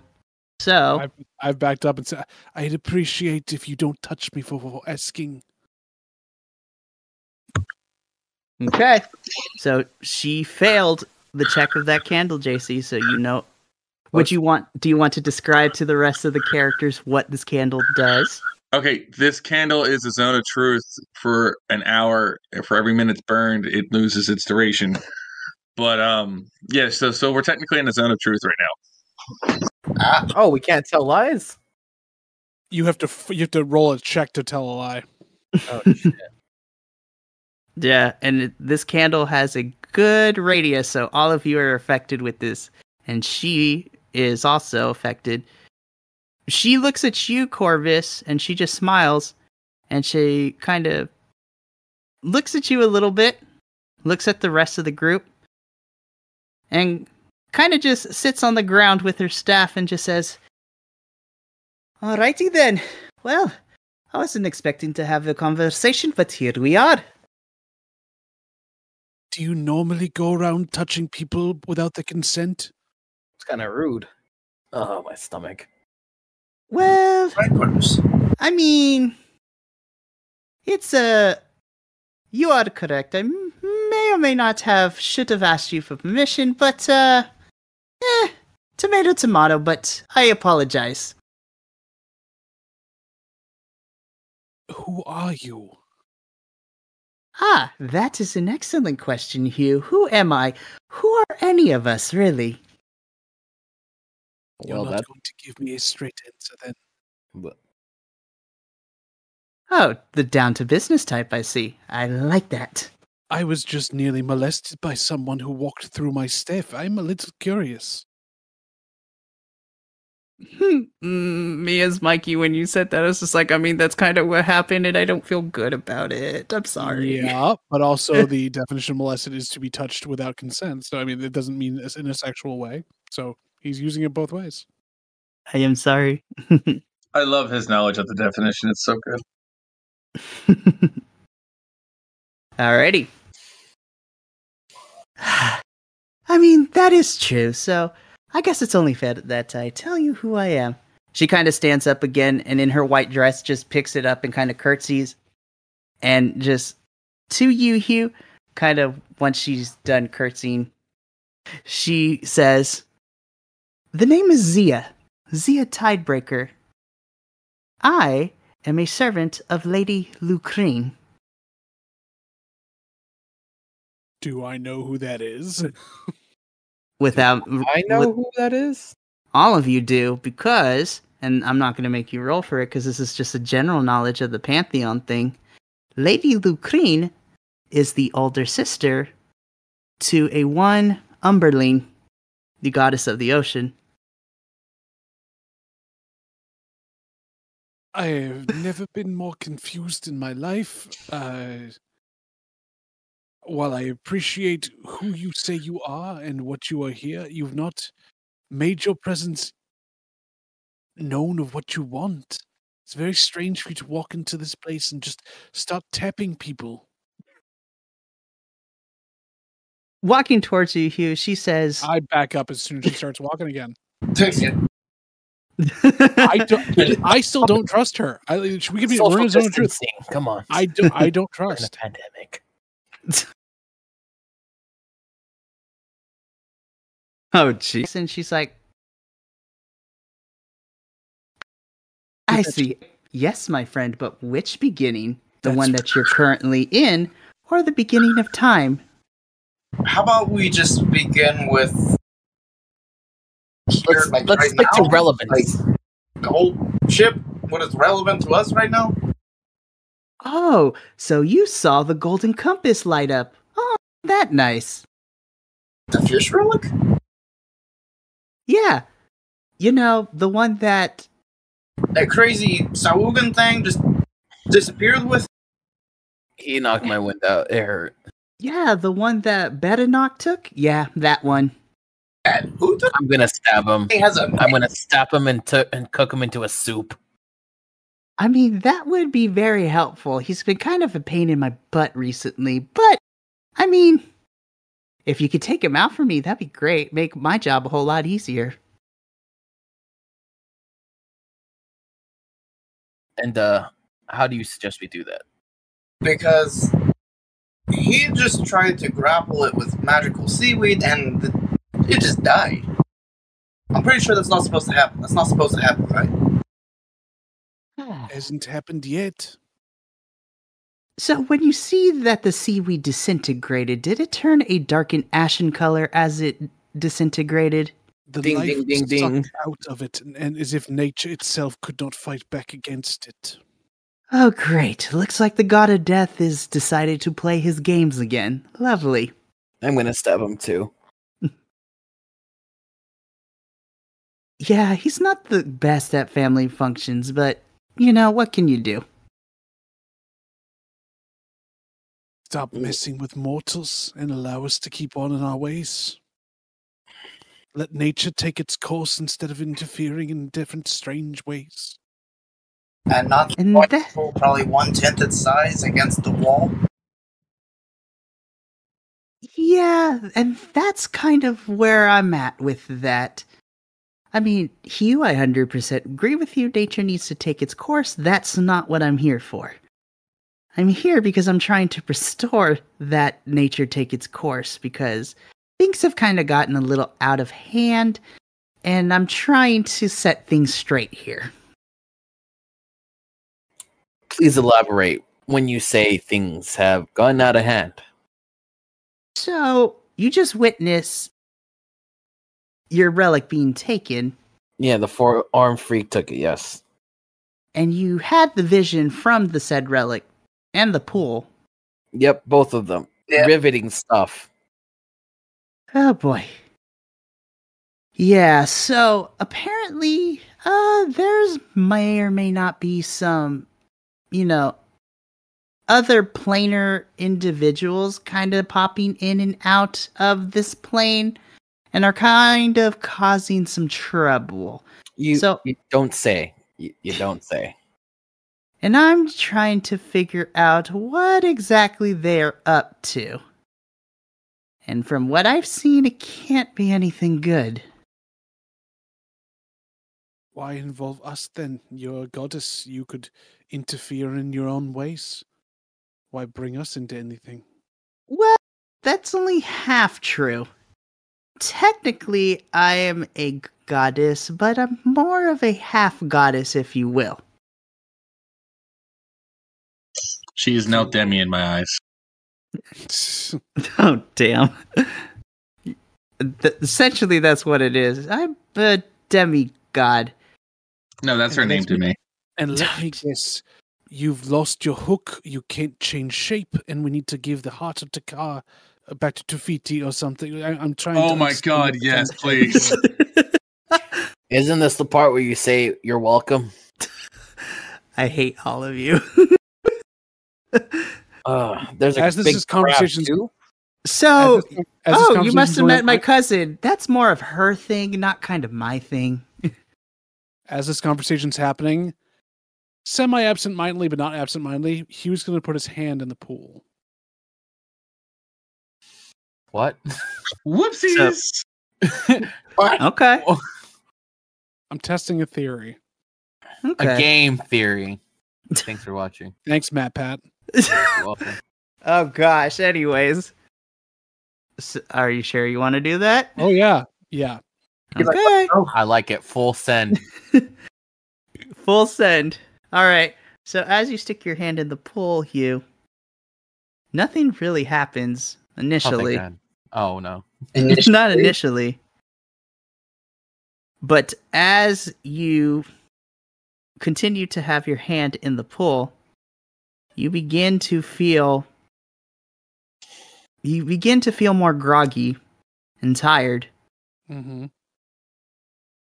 And as you continue to have your hand in the pool, the life energy begins to fade and your vision starts to become blurry. Yep. You've got a demigod here. What does she want? And your hand is still in the pool at this point. It's probably like dripping its way out as I'm falling over, but yes. If he starts to fall over, I just kind of grab him so he doesn't just face plant. Okay. So, Hugh, as you take your hand out of the pool, you notice that, your hand is still attached at this point. Mm-hmm. But whereas you had this very lovely shade of a translucent blue on your skin, has now become monochromatic, and all the color that was in your hand is now gone, and now your hand looks like it belongs in a black and white painting. Interesting. And as you kind of get your bearings, Zia sees this, closes her eyes, raises her rod, and a sphere of water kind of forms around her staff. She walks over, she looks at you. Do I have your permission? I don't know what you're about to do. I'm going to bring life back into your hand, or at least try to. Be my guest. And thank you. So she walks closer with the sphere of water from her staff and kind of just lowers it onto your hand. And Hugh, as you look at your hand inside the sphere, you feel a sense of, despite it being cold water, you feel a sense of warmth and just life and all of the positive things that being alive can include. You feel at peace. You feel joyous. And as you look, you see these translucent kind of like minnow looking fish begin to swirl and kind of dance around your fingers. And these said minnows make contact with your hand, and each little nibble of your hand, the minnows inject color and life back into it. After a few seconds, the water dissipates and kind of just drips and falls with the force of gravity. And as you look at your hand, it is now back to its very shiny teal blue skin that you come to know and recognize. I appreciate what you have done, but I still don't know what you're asking of us. She just smiles at you. I was wondering if we I could... smile back very sharky.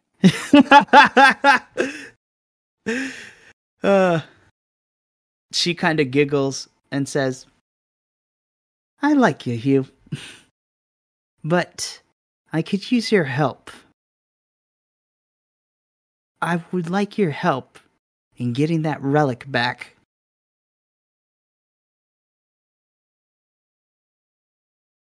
Seems a little above our pay grade, don't you think? Normal circumstances, yes. But I'm a firm believer that things don't happen by coincidence. It's not a coincidence that you found your way here.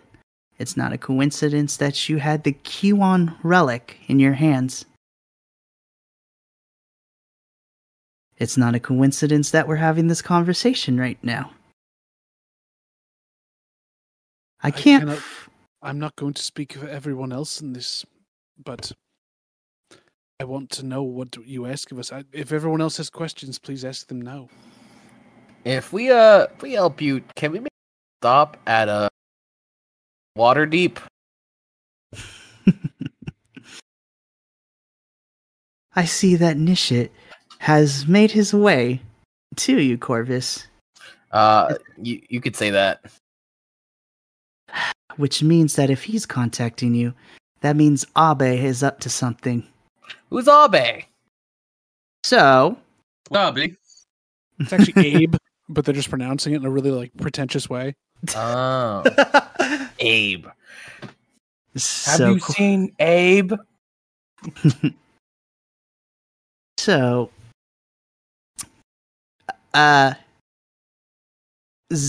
Zia kind of, the joking manner that she has been speaking with you guys now kind of just dissipates, and she drops that act. And she looks intently at you, Corvus, and says, I am afraid this is not a good thing, Corvus. Abe is the... She kind of takes a deep breath in. Abe is one of the 7 princes. And in his domain, he is the prince of gluttony. I hate him. I hate him. I hate him. Which means that if he's involved in all this, it does not end well for this plane. What does he have to do with this, Corvus? Why would you need to have dealings with this type of person? The stupid Rakshasa gave my taste to his boss, who is now, I'm figuring out, is one of the princes of one of the people from the 7 hells, and he's gluttony, and he wanted my taste. But why did you give him your taste in the first place? It's complicated. My zone of truth. Okay. So it started long ago. Do you want the TLDR? A long time ago. So he just looks at you unblinkingly with the shark eyes. Corvus looks kind of like wrapped up in his words. He's kind of like, he's frustrated. He's feeling a lot of emotions right now. He looks to Hugh and he's like, to put it simply, the land that I come from wasn't always beautiful, luscious greenery and jungle. Before I was born, and even before my parents were born, my basically what comes to my third or eighth, like, I don't know, somewhere down the line, my great grandfather struck up a deal with a stranger to basically get some help. We were in a bit of a bind. The land we lived on was mostly desert. There was nothing that the land could give to us. And the stranger came and he asked for help, and he said he could help. Unbeknownst to the tribe leader, my grandfather at the time, he would come back later and give one of his many generations, being me, a nice little curse, which would stop me from basically taking my place as the leader of my home. I am the next in line of my tribe. And the one thing that is stopping me from doing that is my taste. It's very small, very simple. But you see, my culture is completely wrapped around cooking. We are we wouldn't say we're the best cooks in the land, but we are pretty damn important. We handle a lot of things that have to deal with cooking. Ingredients, meats, cooks. It all comes from us. What is your homeland again, Corvus? Out of character, I never came up with the name of the land. Cooking Mamaton. I didn't get that far. No, we're not using Cookie Mama. Cook like mama. Listen, that unlocked a memory that I thought I had suppressed for a very long time. Gordon Ramsayville? Gordon Ramsayville? No, I don't know. It has to sound goblinish. It's got to sound We'll just say that you told us. Told me what the name of your homeland is. But anyway, back in the character. Yeah, I got it. Yeah, what is it? I've actually been through there before. Yes, food is actually quite a well, campaign long ago, but you get to. So your homeland is called Parbaling. Parbaling? That's adorable. That's really cute. Parbaling. What about Riaklish? Riaklish? I mean, I like that too. We'll workshop it later. Yeah, we'll do that. But essentially, to boil it all down, I can't be the tribe leader because I can't cook for shit, because I can't taste for shit. Yeah, I have a good sense of cooking because I can still smell and feel textures, but that's only half the battle, you know? So because something may smell good but taste like absolute trash, correct? Correct. It's quite the predicament. And you can see how embarrassing it could be living in a tribe full of cooks and be half a cook. Too many cooks. Hey, stop it. The doggos are really invested in this. I know.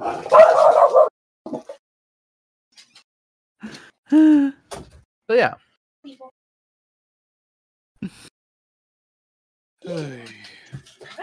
The plot continues to thicken like a stew. More like a porridge. I hate you both. Well, how do you all feel about accepting a charge from a demigoddess who appeared out of nowhere, just like her, brother over there? Well, since we're standing in the middle of a station with a weird metal liquid thing that's floating, on top of that, the weird thing that I had in my hand and there's octopus people and weird green people fighting. And I had two visions. And we kind of need that relic. Yeah, and also we have a talking penguin, so I mean, this is completely like not out of the ordinary. In all seriousness, though, I think this is, unfortunately, this is the only thing we can do to help fix this situation, because whatever happened between the green people and the squid people is probably going to happen to us. If not, the falling meteors might happen first. Well, and you seem to have started that by giving it away to whoever was in that pool. We have lost our compass now. We have no idea how to get there. We have a demigoddess. And just out there, maybe a few hundred yards before that compass beam disappeared, there was something down there. Derek, where we're going, we're not going to need any guards. We got these. Get me in the water and I will take a look at what's there. JC just facepalm. All right. At this point, Zia turns to all of you and says, "So, does that mean you will help?" Again, with the only stipulation, at least personally, if we make a stop at Waterdeep, I have a thing or two with that Rakshasa that I want to get sorted out. No worries. Once we complete this, I'm able to help in any way I can. He kind of looks to the side, and the side he's like, no, we got to do that first. Alrighty. So she extends her hand out to you all. Deal?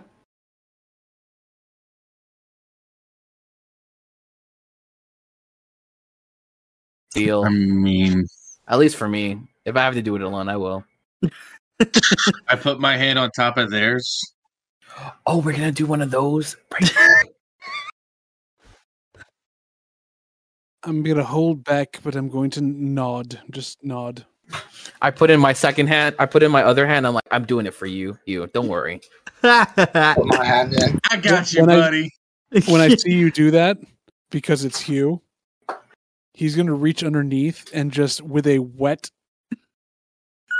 pamphlet, There has to be one every episode. In her hand. Like, it slips it right in. Oh, God. Now, is this the regular one or is this the kid one? This is the kids' one. He is being insulted. Do you remember that? Do you guys remember that scene in Deadpool when Ryan Reynolds in Deadpool has the little baby hands? He's like, wow, it's going to feel bigger tonight. I love it. I love it. Alrighty. So, we'll resolve this all in sequential order. All right. So, as you guys put your hands in, Lady Zia kind of just looks at you and says, "I am glad. May Lady Lucretia guide you in your endeavor." And as she puts her hand in, all of your guys' hands are now encased in the same sphere of water that Hugh had not moments ago. And these same translucent minnows begin to kind of make contact with your skin. And as the sphere dissipates on each of your hands, you have now a kind of cascading translucent blue and teal water droplet. So there's a pattern, kind of, basically it's like a tattoo of a water droplet on your hand now. And it is, every time you kind of move it, it changes the color slightly of the spectrum of the rainbow on it. Oh, like if you're looking at fish scales. Exactly.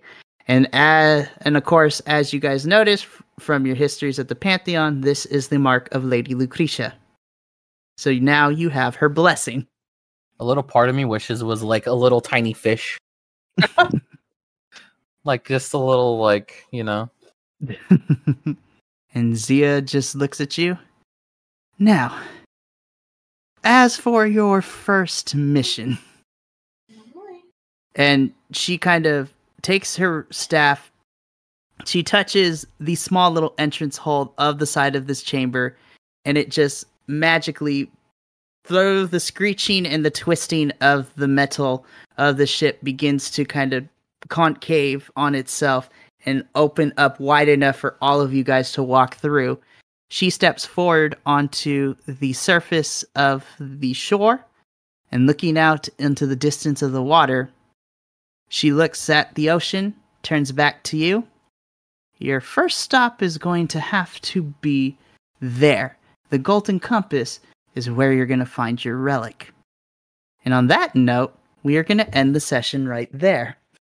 That will do it for tonight's episode of Call of the Deep. For all the listeners who are currently listening to this, thank you once again for joining us. I love this game. I love this cast of characters. And so, from me and my cast to the rest of you guys listening, let the good times roll. This has been the Call of the Deep podcast. To support us, please subscribe on iTunes, Spotify, or wherever you download your auditory escapism in podcast form. And, while you're there, leave us a 5-star review. Even our intrepid characters are no match for the insidious algorithm, especially without your ability to cast aid on our stats.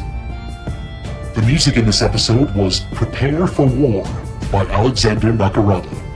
You can find all his music at serpentsoundstudios.com. Tune in next time for more hijinks from the darkest depths of the sea on The Call.